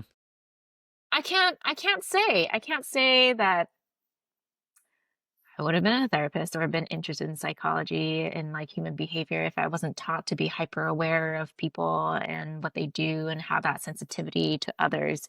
You know what I mean? So I Mm, definitely think it's like very cultural and maybe even like religion.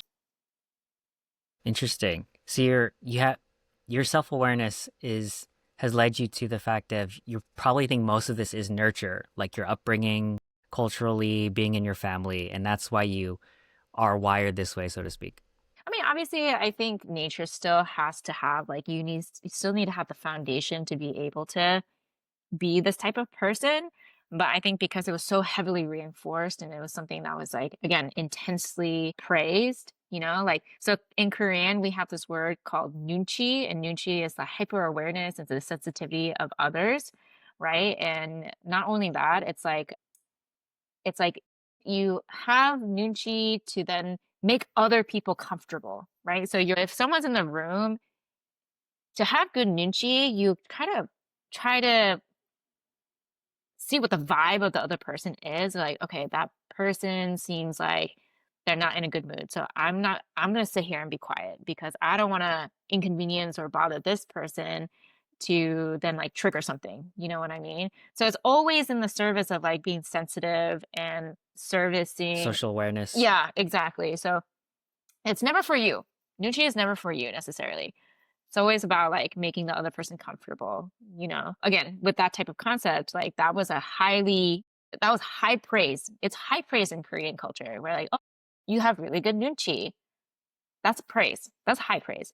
Yeah. To be honest, like I do appreciate people with nunchi because like as a fellow person with good nunchi, you want other people to be sensitive and hyper aware of yourself. To reciprocate that energy, yeah. Correct. And so I've actually had to walk away from a few people in my life who just could not match like minimum requirements of Nunchi in my life because like the awareness was just like not there and it was like stressing me the fuck out and was like a burden to me and I was like I can't do this. I have to walk away. But anyway, um so back to your original question of like what kind of led me down this path is I think I was just bred this way and I have mixed feelings about it. I don't necessarily hate it or resent it, but I don't necessarily.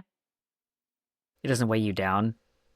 It doesn't weigh me down necessarily, I would say, but it also makes me wonder, like, Oh, I what see. other kind of person could I have been if my parents Possibilities. fostered creativity and imagination within me, would I be different? And You'd that be a is professional 100%. flautist. Yeah, exactly. you know? So who knows? Like I have like big interest in photography and interior design. I'm actually taking a course in both right now. And it makes me wonder, like, fuck, like maybe I'm very interested in these things and I feel like I could have some skill set for these things. Like if my parents had only encouraged those types of like creative processes, where would I be right now? Okay, so you said photography and what was it? Interior Internal des design. interior design. So you're taking classes on that. Hmm. Is it just chasing that curiosity and you Yeah, it's just just want a to learn curiosity or thing. gotcha, And okay. maybe in the future, I could offer like design services to therapists for their own offices. That's smart. So Hmm. combining like a side hobby with your professional. Yeah.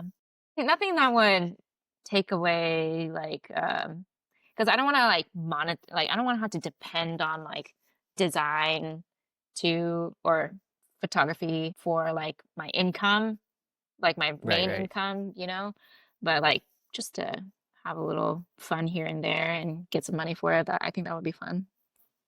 Yeah.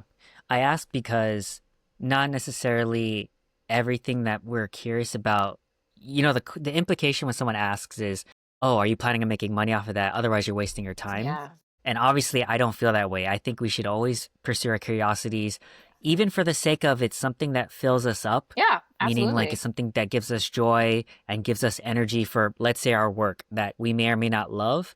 But if you're doing this thing outside of work that you enjoy and not for the monetary or the getting something from it, but just because you enjoy doing it, like an actual hobby, I think that has tremendous value that I think people who might be focused on the career might undervalue a bit. And I get it. We have different phases in our lives, so we need to focus on something. Hmm. But I think, like, I would tell my younger self, like, always chase those curiosities because you will never regret it. And it might turn into something, it might not, but you will never regret doing something you enjoy Hmm. on top of course, building a career and financial security and stuff like that. But I think that's what I would tell myself is like, lean into all these artistic, creative things, even if the world is telling you don't do it and make money. Yeah, because it's So not I think that's always cool. about making money. It's about like what Yeah. fills your soul, what feeds it, right? What makes you want to be here? What makes you want to like live your life, your existence? Yeah. Because, yeah, we can get hit by a bus tomorrow. And it's like, well, Dude, I you're say going to that regret all the not taking time, that Dan. I class. literally say that phrase all the Yeah. time to myself, To your to my clients friends, to or, my clients, uh, all the time. Because I'm yeah, like, yeah. because I It's think, true.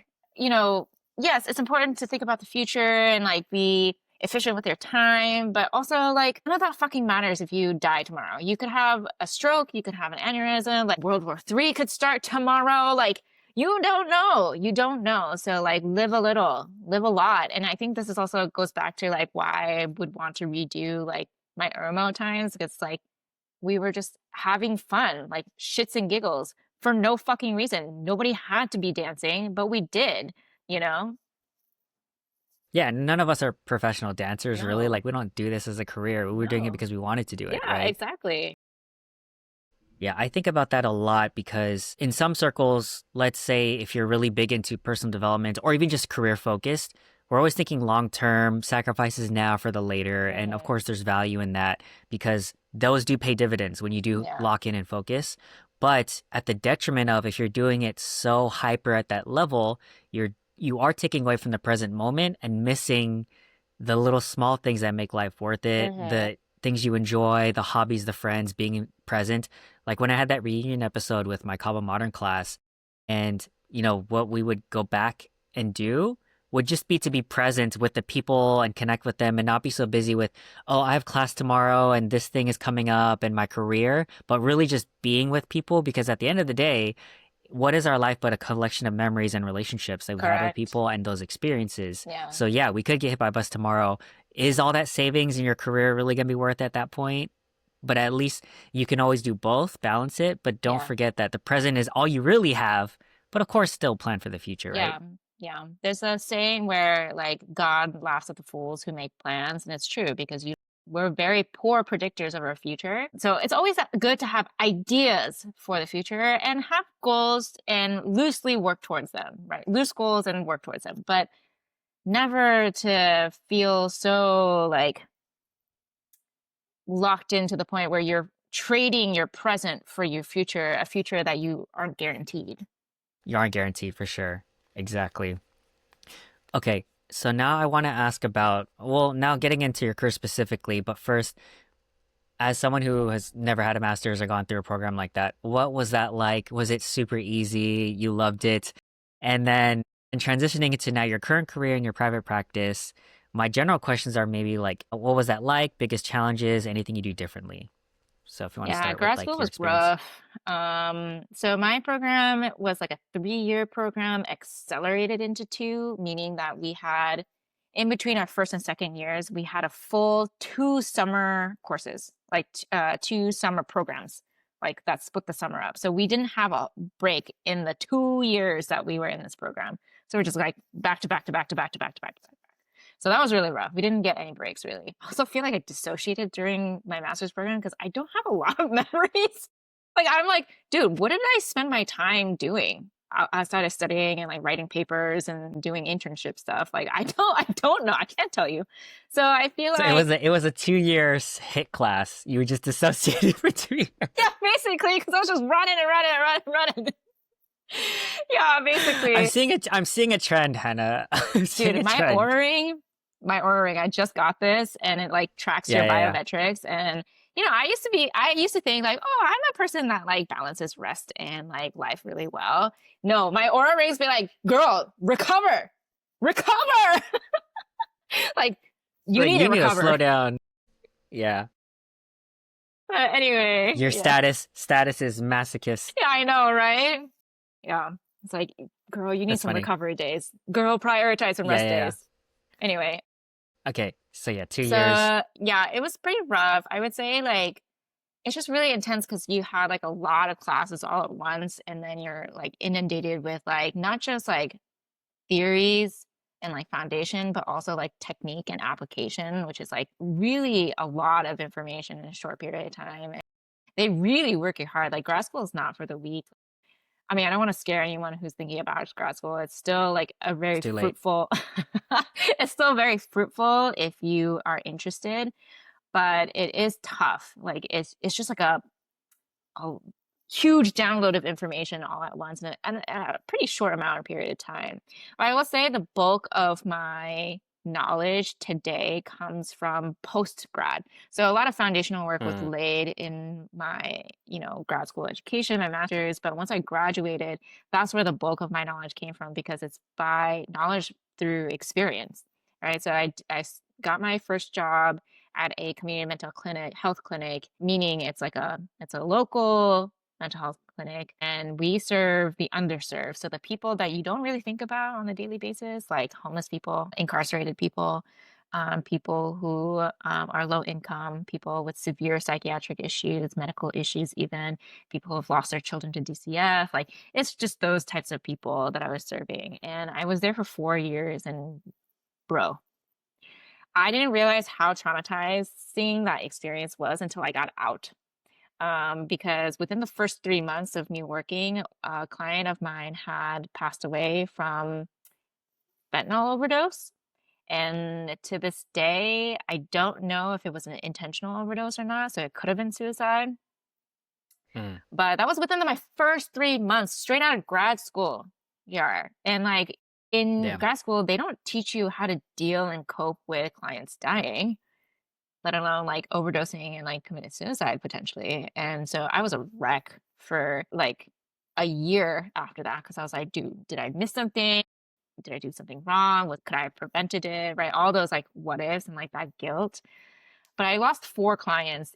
So one each year I was there. A couple were through to medical issues, but these were like severely ill people. And I worked with schizophrenics. I worked with like borderline. I worked with severe, like it was a lot. It was a lot. And I was being Yeah. getting paid nothing, nothing. But I got through because you're supposed to get accrue clinical post grad clinical hours for your licensure. So once you collect all those hours, which takes about 2 to 3 years, you then take the exam and you have to pass the exam to then apply for licensure and then you get your license. And so within 3 years, I got my license and I stayed at the clinic for another year.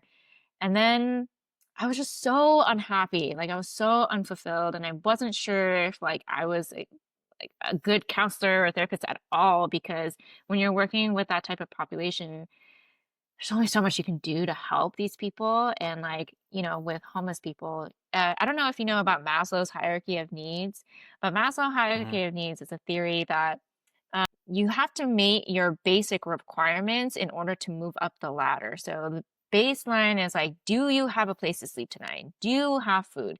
Do you have your medication? Do you have water? Right? The basic necessities to life.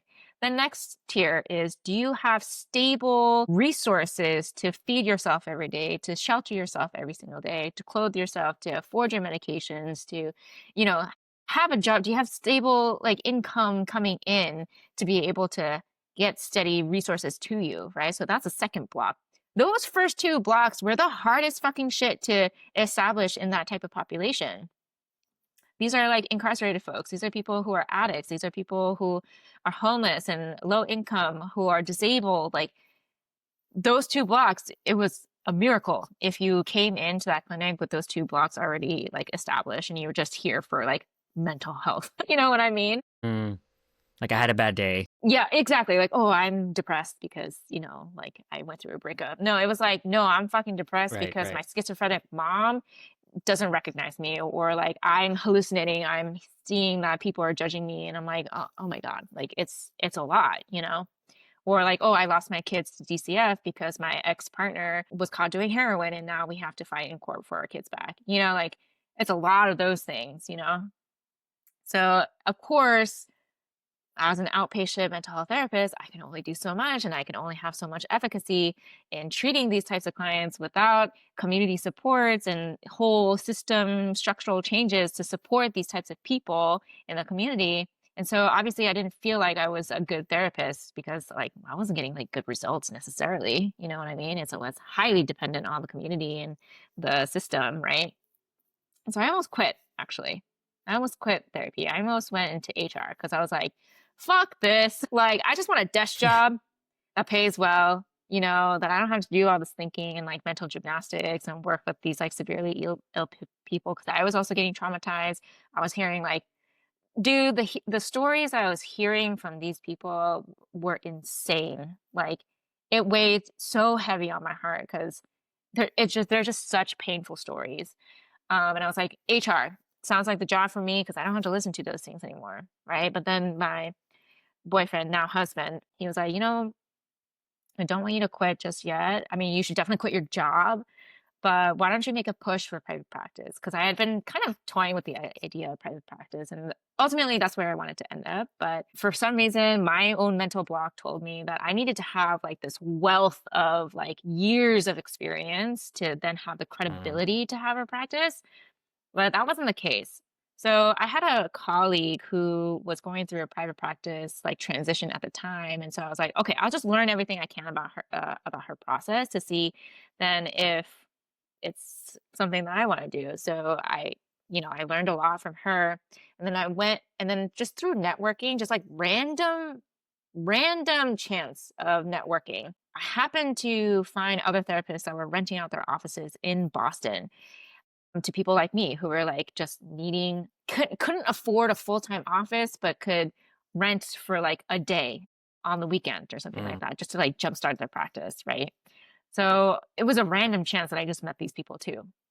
I was like, okay, well, all these doors are lining up and it's up to me to like push myself through these doors, right? It was like the scariest shit ever because like I don't know business.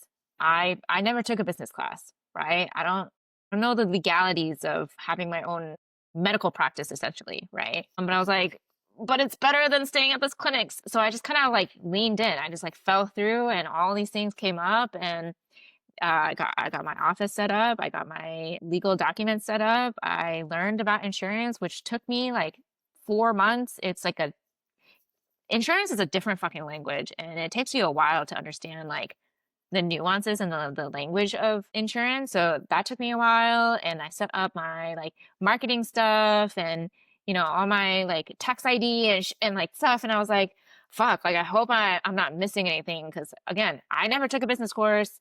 I don't know what the fuck I'm doing. I'm just a therapy I'm just a therapist just trying to open her own practice. And so I actually opened 2 weeks before the pandemic hit, Mm. which is wild because it was the perfect timing for me to open a practice. I Still was about to working my, ask, was that good or bad? so I was still working my full-time job when the pandemic hit, but then I opened my private practice on the side on a Saturday, just a Saturday every week and for like 6 hours.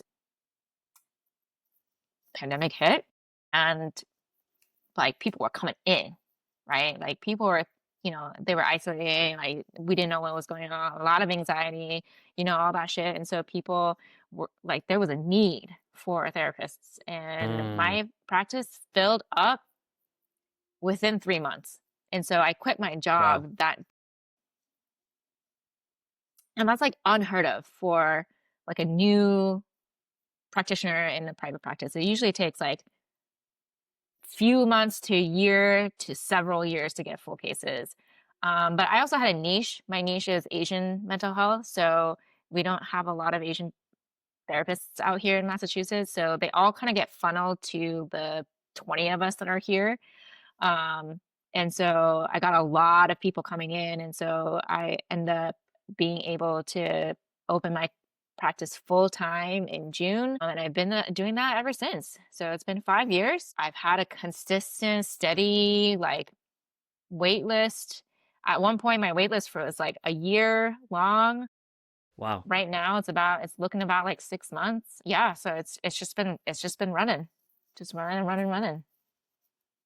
Okay, that's crazy. I have a lot of questions. One of them is, um, so sorry. So during the pandemic, this was all like remote clients, or It were there was people coming in still? So I still had an office. I was still paying for like rental space in an office. So I still had a physical office, but it was mainly remote. I only had like a couple of clients come in. We were practicing like social distancing and stuff during that time. Eventually, I gave up that office because like nobody wanted to come in during their work hours, like during like because you have to commute into the city to go to therapy. So many more people preferred virtual, and it was like saving me so much more money to go fully virtual. So eventually, I think I paid for an office for a year, maybe a little less than that, and then been fully virtual since. Okay, so now you're completely virtual. Next question is, so you said that, you had a niche and Hmm. then it kind of got funneled to you, but I guess how did it come to you? Because I guess when you're starting on practice, it's the whole marketing and finding your clientele and Hmm. how they reach out to you, whether it's SEO, Google search, or whether Hmm. it's like ads on Meta or Hmm. something like that, right? I guess how would you normally have found clients, and then how did that change? Because you said it was funneled to you, so how did that process work? So funnel meaning that Asian people are looking for Asian providers. So they were just naturally looking for someone that looked like me with my phenotype that they could resonate and relate to, right? Rather than going to a white therapist and having to explain everything like like context, right? Like cultural context, to their white therapist. And I've had a lot of clients come to me after seeing white therapists. They're like, yeah, my therapist just like, couldn't understand. And there was just like no relatability. And like, you can only get so far. And I'm like, it's totally correct. You want to find a therapist that has some type of relatability with you so that you don't have to explain everything. And there's just like a mutual understanding that, your therapist can empathize with a lot.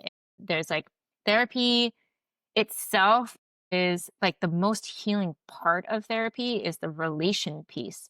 So if you're unable to have a good relationship with your therapist, your therapy progress can only go so far, and so deep. And so when I say funnel, that's because Asian people were looking for Asian providers, and there's only like 20 to 30 of us Handful. here, comparative to Yeah. the hundreds and thousands of white people who are providers here in the state. Right. How did they find you though? Like, was Yeah, it so Google I search? get Was it listed on referral? directory. So I Okay. paid for a membership for Psychology Today, but I canceled my membership because uh, it was very problematic. It was very like white Okay. supremacist, like Does that patriarchal. that's problematic? What?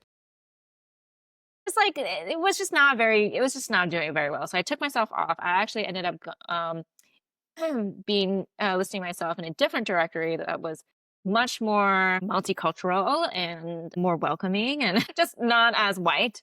And so I'm still, I can give you my website too. I'm still listed there. And then I signed up to be listed on different Asian directories, like specific therapy directories for Asian providers. Okay, so it's the you were listing in those directories, and that's how people found you. Correct. Yeah. Gotcha. The only Okay, thing that I pay and then for is my the first directory the first, that I'm on. the white supremacist one, No, no, sorry, the or the other second one? one. And then the Oh, okay, gotcha. Asian specific ones are free. Hmm. Okay. Oh, that's cool. Hmm. Okay, I don't know if this is like trade secrets or anything like that, but like, what is your caseload like during the week or something? Like, Mm. is there a standard, and or is yours different? There is no standard because everybody's stamina is different, and I'm a bit of a Sure. masochist. A bit, just a little bit. So I would say maybe like people who work full time are most comfortable with like 15 to 20. I see 25 to 30 Per week? clients, yeah, per week, which is about like Okay, 5 to 6 clients per day, and how long per client? one Per hour. like Oh, an hour. So an hour per client, maybe five-ish or so per day.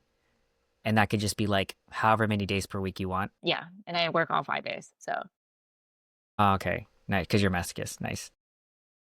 dude, but don't be like me. Anyone who's listening, don't be like me because Yeah. I actually had like a lot of chronic not mental, chronic physical health issues come up because I was working so much. I had like neck issues, back issues, like shoulder issues, and they were a bitch to like I paid so much money in like physical therapy. So like all I worked to pay for physical therapy. Like it was so fucking stupid. But I'm better Yeah. able to manage my caseload and my energy now. I take far more breaks and vacations now. I know when I'm burnt Yeah. out now. So I actually took the last couple of days off because I was like, I'm burning out. So I need to like take care of myself. So yeah. Yeah. No, this is helpful because just for anyone curious, even myself included, of how like your work is scheduled in your own private practice. I guess my next question is, what are some of the biggest challenges that you face having your own practice? Anything you do differently?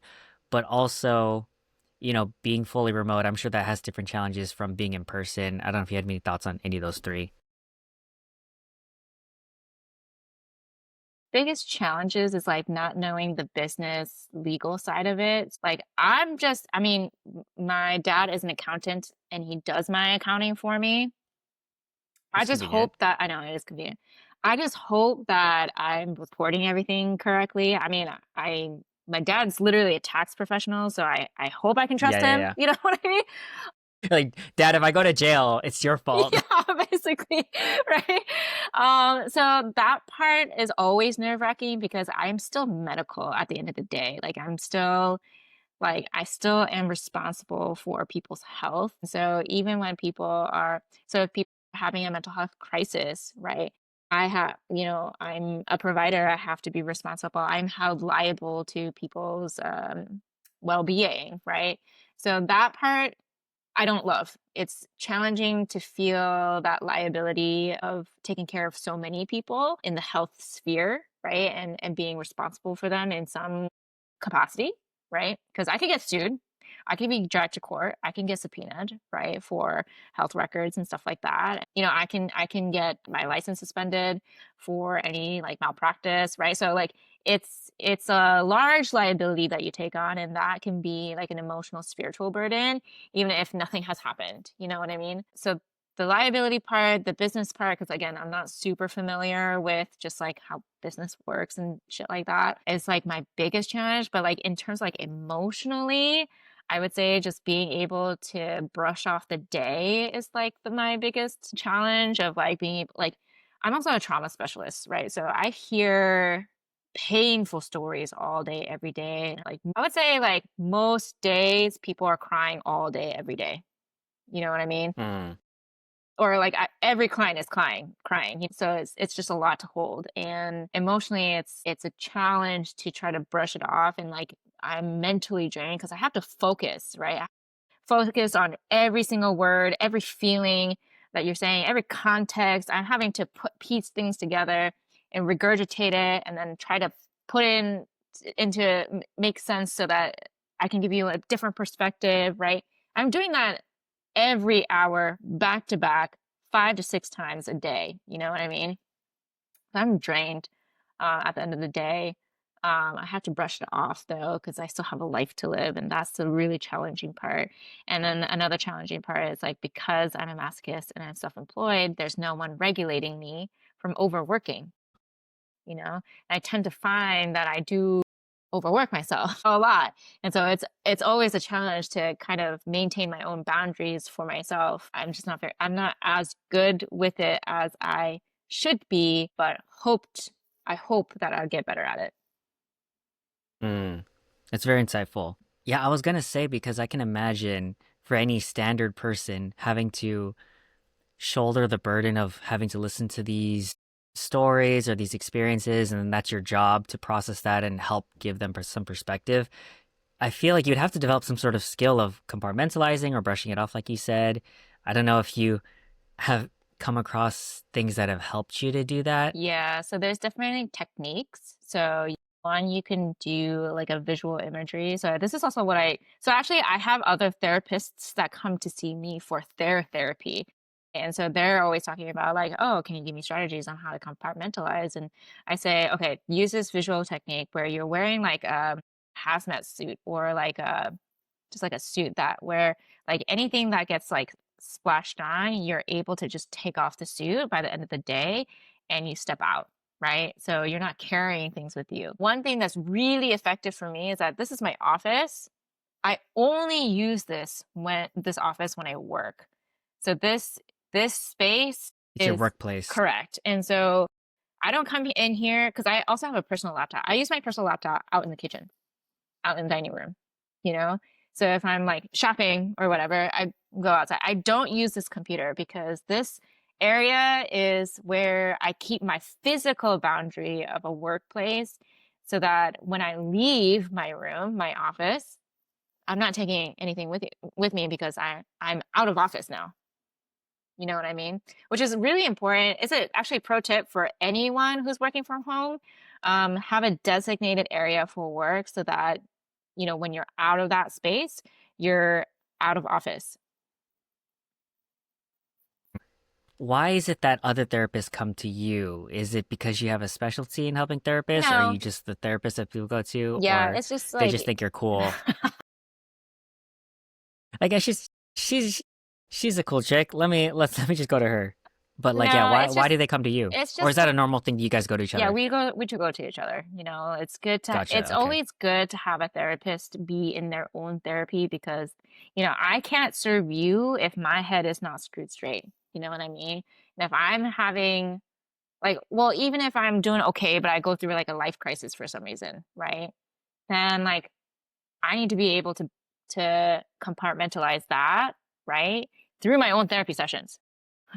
So I can show up authentically as I can, as much as I can for my therapist. So never go to a therapist who like never went to their own therapy Yeah, because I that was about to sucks. say that that's like exactly. That's like you don't go to a dentist that doesn't go to a Yeah, dentist, like sort of yeah, thing. basically. Like why would you not believe in the thing that you're selling, Yeah, right? exactly. Like, So what are you it makes a lot of avoiding? sense.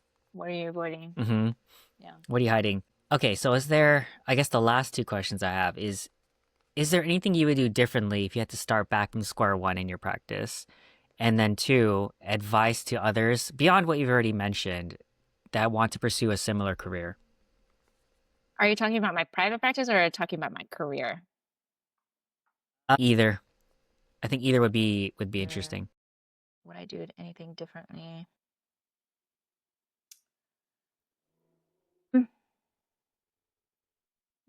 I'm gonna sound really cheesy, but I wish I had like more wish that I had more of as I was going through my whole entire career process. Like let's say start from grad school on.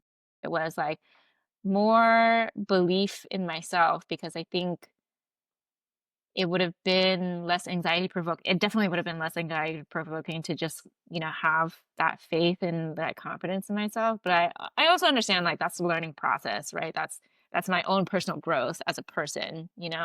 But now I feel powerful. I feel powerful as a person, having gone through these big risks, essentially, right? Going to grad school was a risk.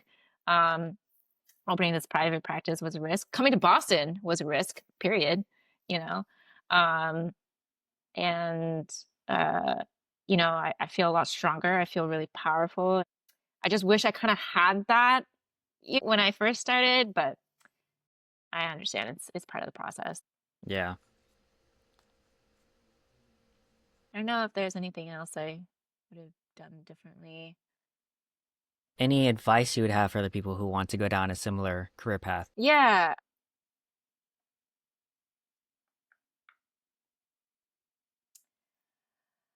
I would say,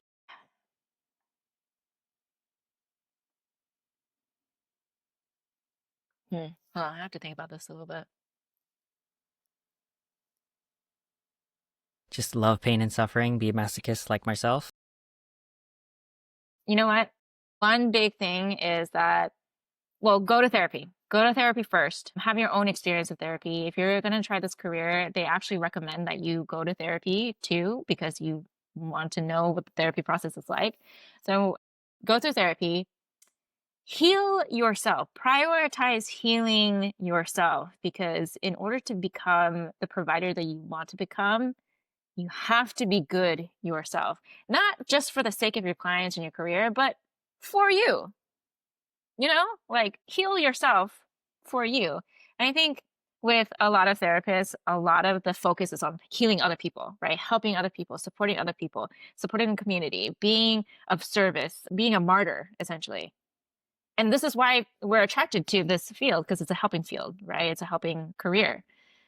But oftentimes we forget ourselves. Oftentimes we neglect ourselves. Oftentimes we sacrifice ourselves. Oftentimes we prioritize other people over ourselves. And, I've definitely been my own victim of that. It was not fun. It was not fun. I ended up having to invest a lot more of my time, energy, money into healing the parts of me that I neglected physically, mentally, spiritually, because I thought, "Well, my worth isn't helping people." It's not. It's not.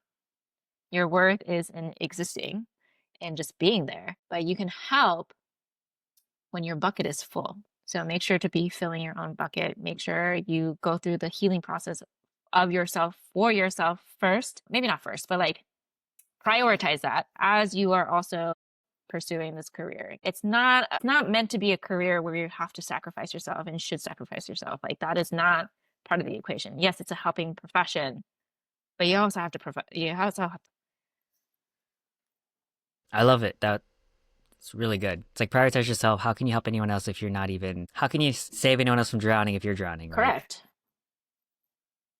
I like it. Okay, Hannah, I want to be cognizant of your time. We've been over, so I appreciate That's it. Are totally you fine. okay with time? Yeah, I'm fine. I Okay. know you're short on time though. Okay. Yeah. I just checking in since we scheduled the 2 hours, but I know I appreciate it. I've loved this conversation so far. I've gotten so much out of it. If you don't have anything else on that topic, I would like to move to rapid fire questions if you're cool. God. This is the fun part. I don't know why people freak out so much. This is the enjoyable part. To Okay. reflect, Oh, okay? sure. I know. I vibe with that. Yeah. So the rapid fire Okay. questions, but they don't have to be rapid fire answers. And I will jump around. And Okay. if you want to pass, you can pass. Okay. That's how the game Okay. works, yeah? Okay. All right. So you already know the questions that are coming. I might jump around, but first one is billboard question. So if you could put up a sign for millions of people to see, what would it say? Non-commercial and metaphorical. It's not that deep. I feel like people take things seriously a lot, and it's like it doesn't have to have meaning unless you want it to. I like it. What is one of the hardest challenges you faced in your life and what did you learn from it? Moving to Boston, the adjustment from the bi-coastal culture is like that was rough, and I didn't know a single person here, so I really built my life here, like brick by brick, and that was the hardest thing, but most rewarding thing. Like I can't imagine my life being different. I love it. So yeah, Of course, the growth always comes from that discomfort, right? yeah. Self-inflicted wound. Do you have a story about something that's gone wrong and it was your own fault and you can't blame anyone else?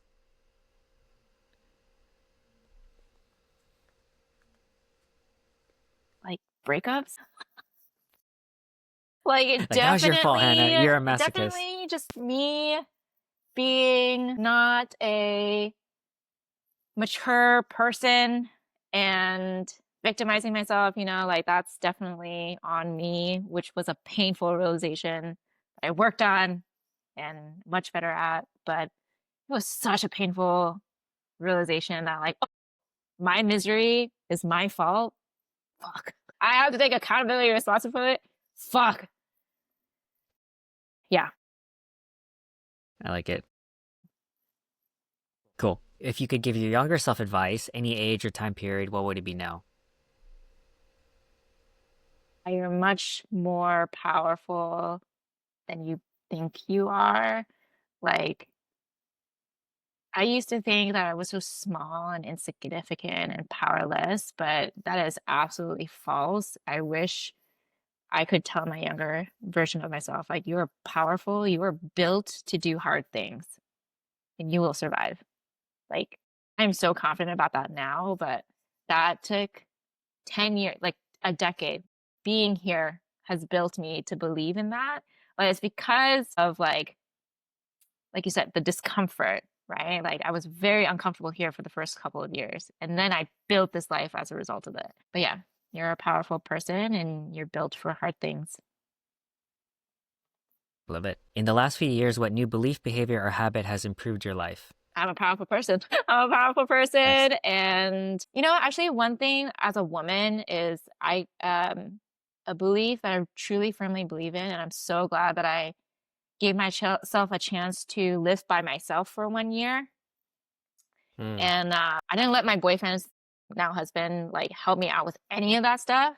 He actually wanted me to live with him, but I was like, no, I'm gonna live by myself for at least a year just to see what it's like and to do everything on my own independently. I really wanted to grow that independence. And I recommend that to any young woman out there because there is no greater peace in knowing that you could take care of yourself by yourself.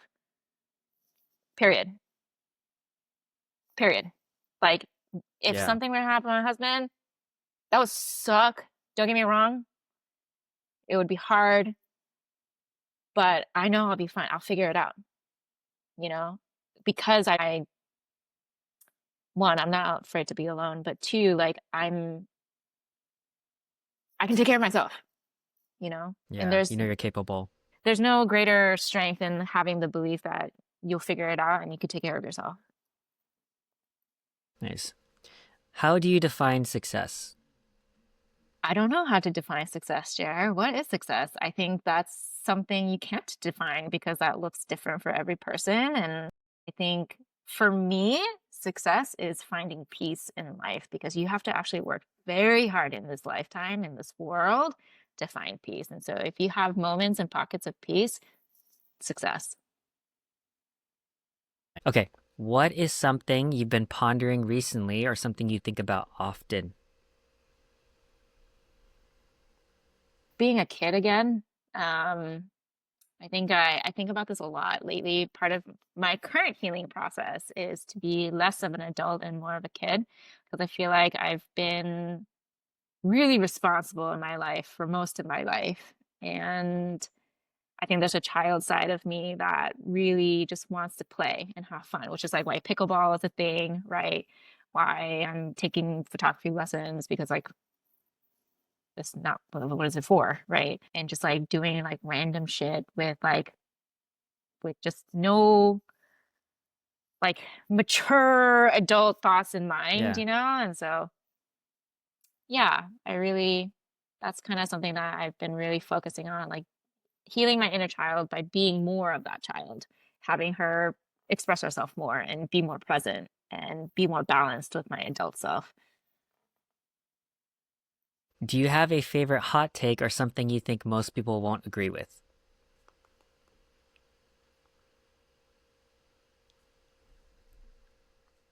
I really like psychic mediums.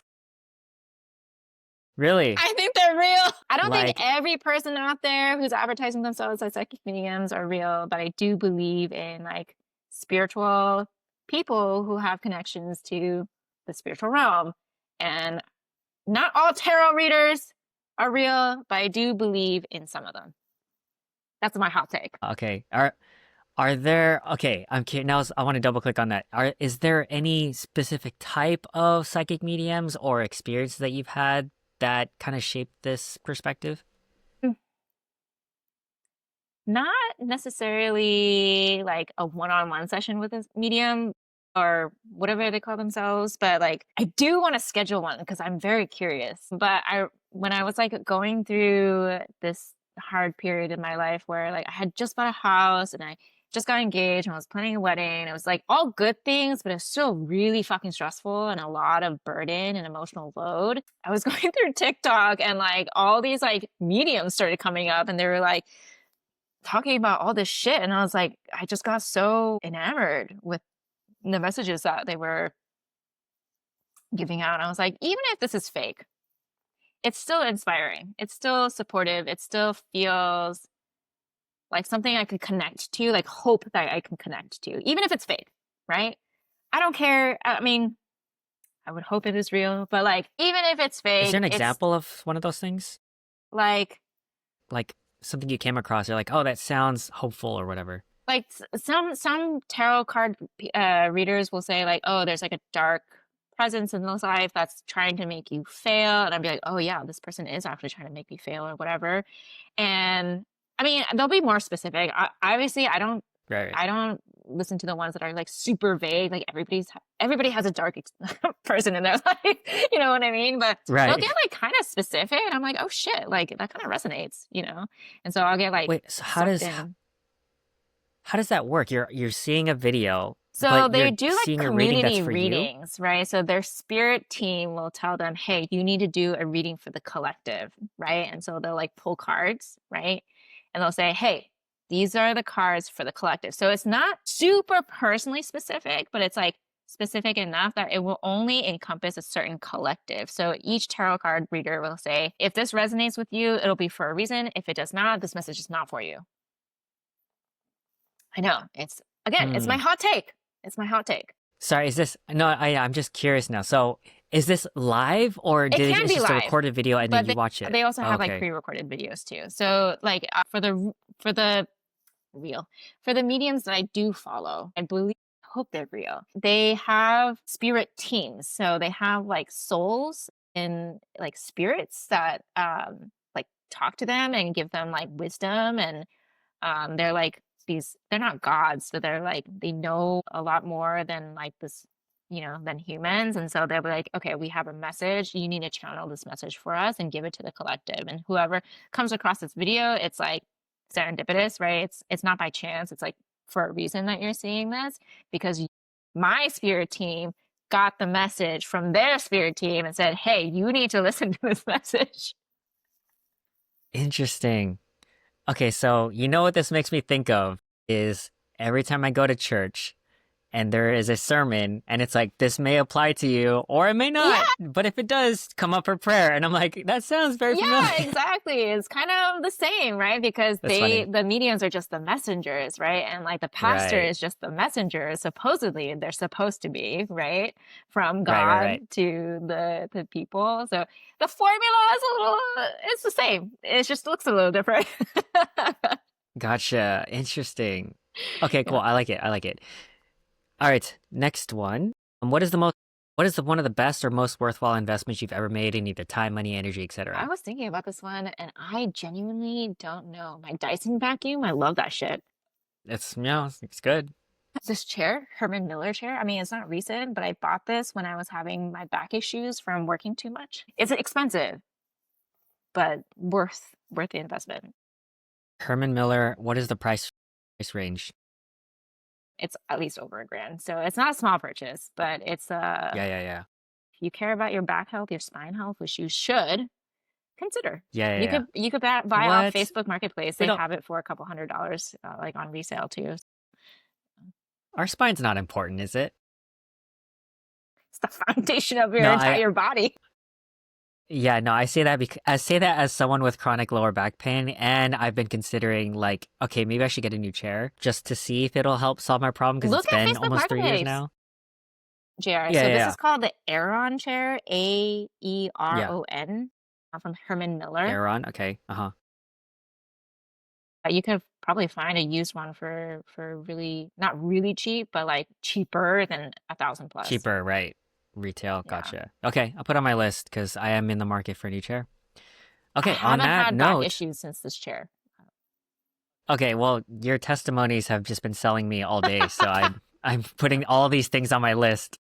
You can thank me I'm later. sold on almost every single thing you've said so far. Maybe it's just because we're friends, but I'm literally like, Maybe I okay, should be in let's see, sales. pickleball.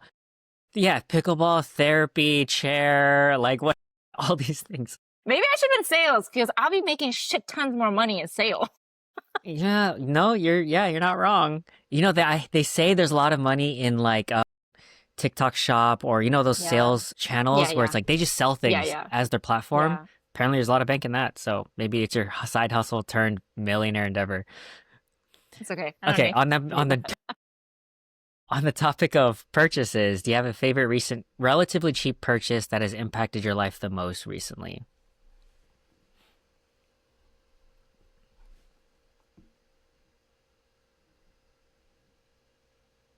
I don't know. I'm just looking at my pop socket. I mean, it's not recent, but I love this shit. Yeah, yeah.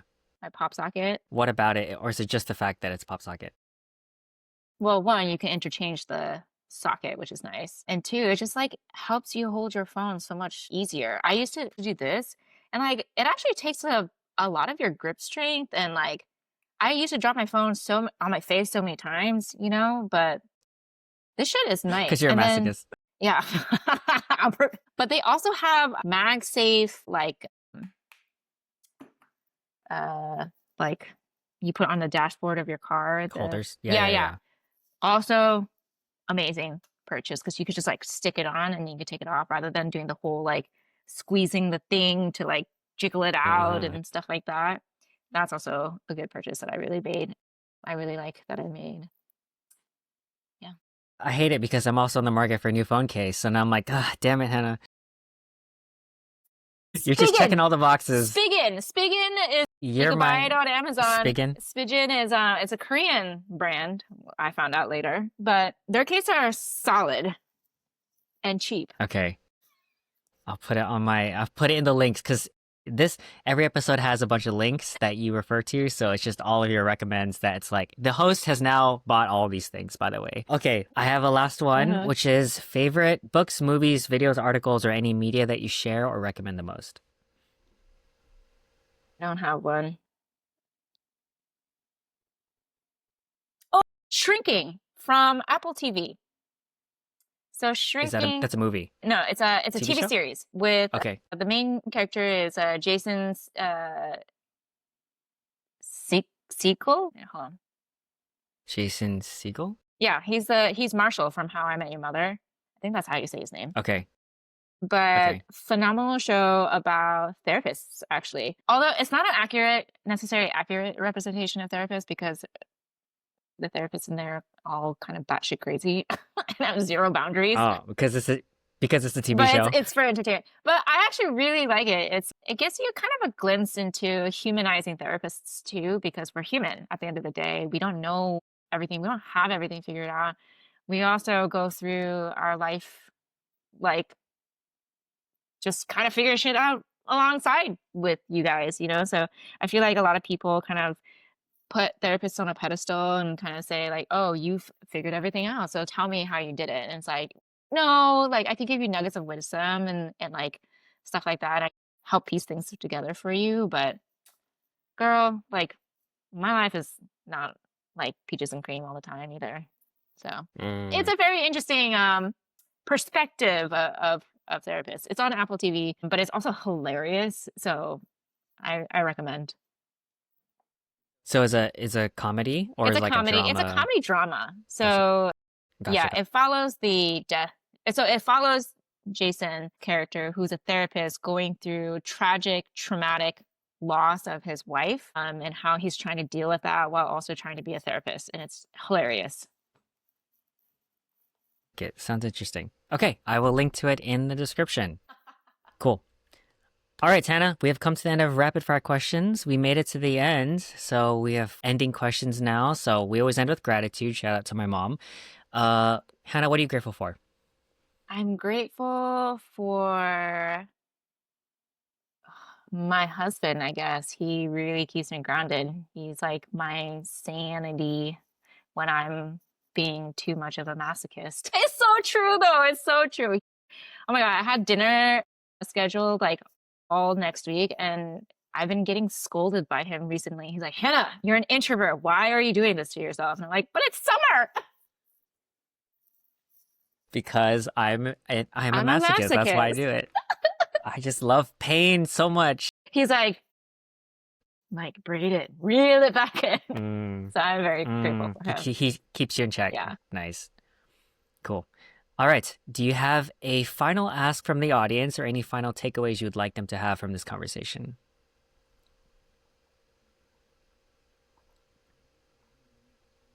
Like, be a kid, honestly.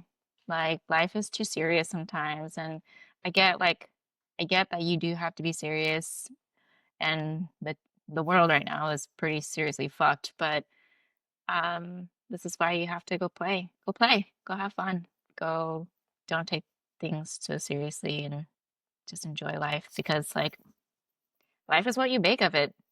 It really is, you know. Um, and just believe in yourself. That's a really big one for me. I like it. All right, Hannah. Where can people find you if they want to check out what you're up to, or see what you're doing, or connect? Social media handles, websites, etc. Where can they find you? Yeah, so it depends. If you want my personal like stuff, you could check my personal account at Hannah Bob with three B's at the end on my Instagram. But if you're looking for my professional help, you can find me on my website. I can send that website to you, JR. I haven't sent that to you, but you could my website essentially. Get out. Yeah. Yeah.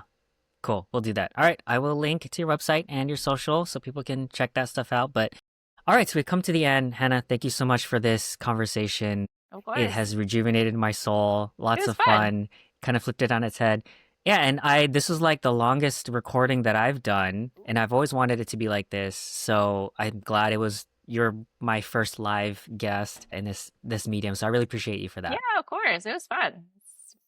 It's like we were back like 15 years ago in Catching up. college and just like catching up Yeah. for hours, you know? Yeah.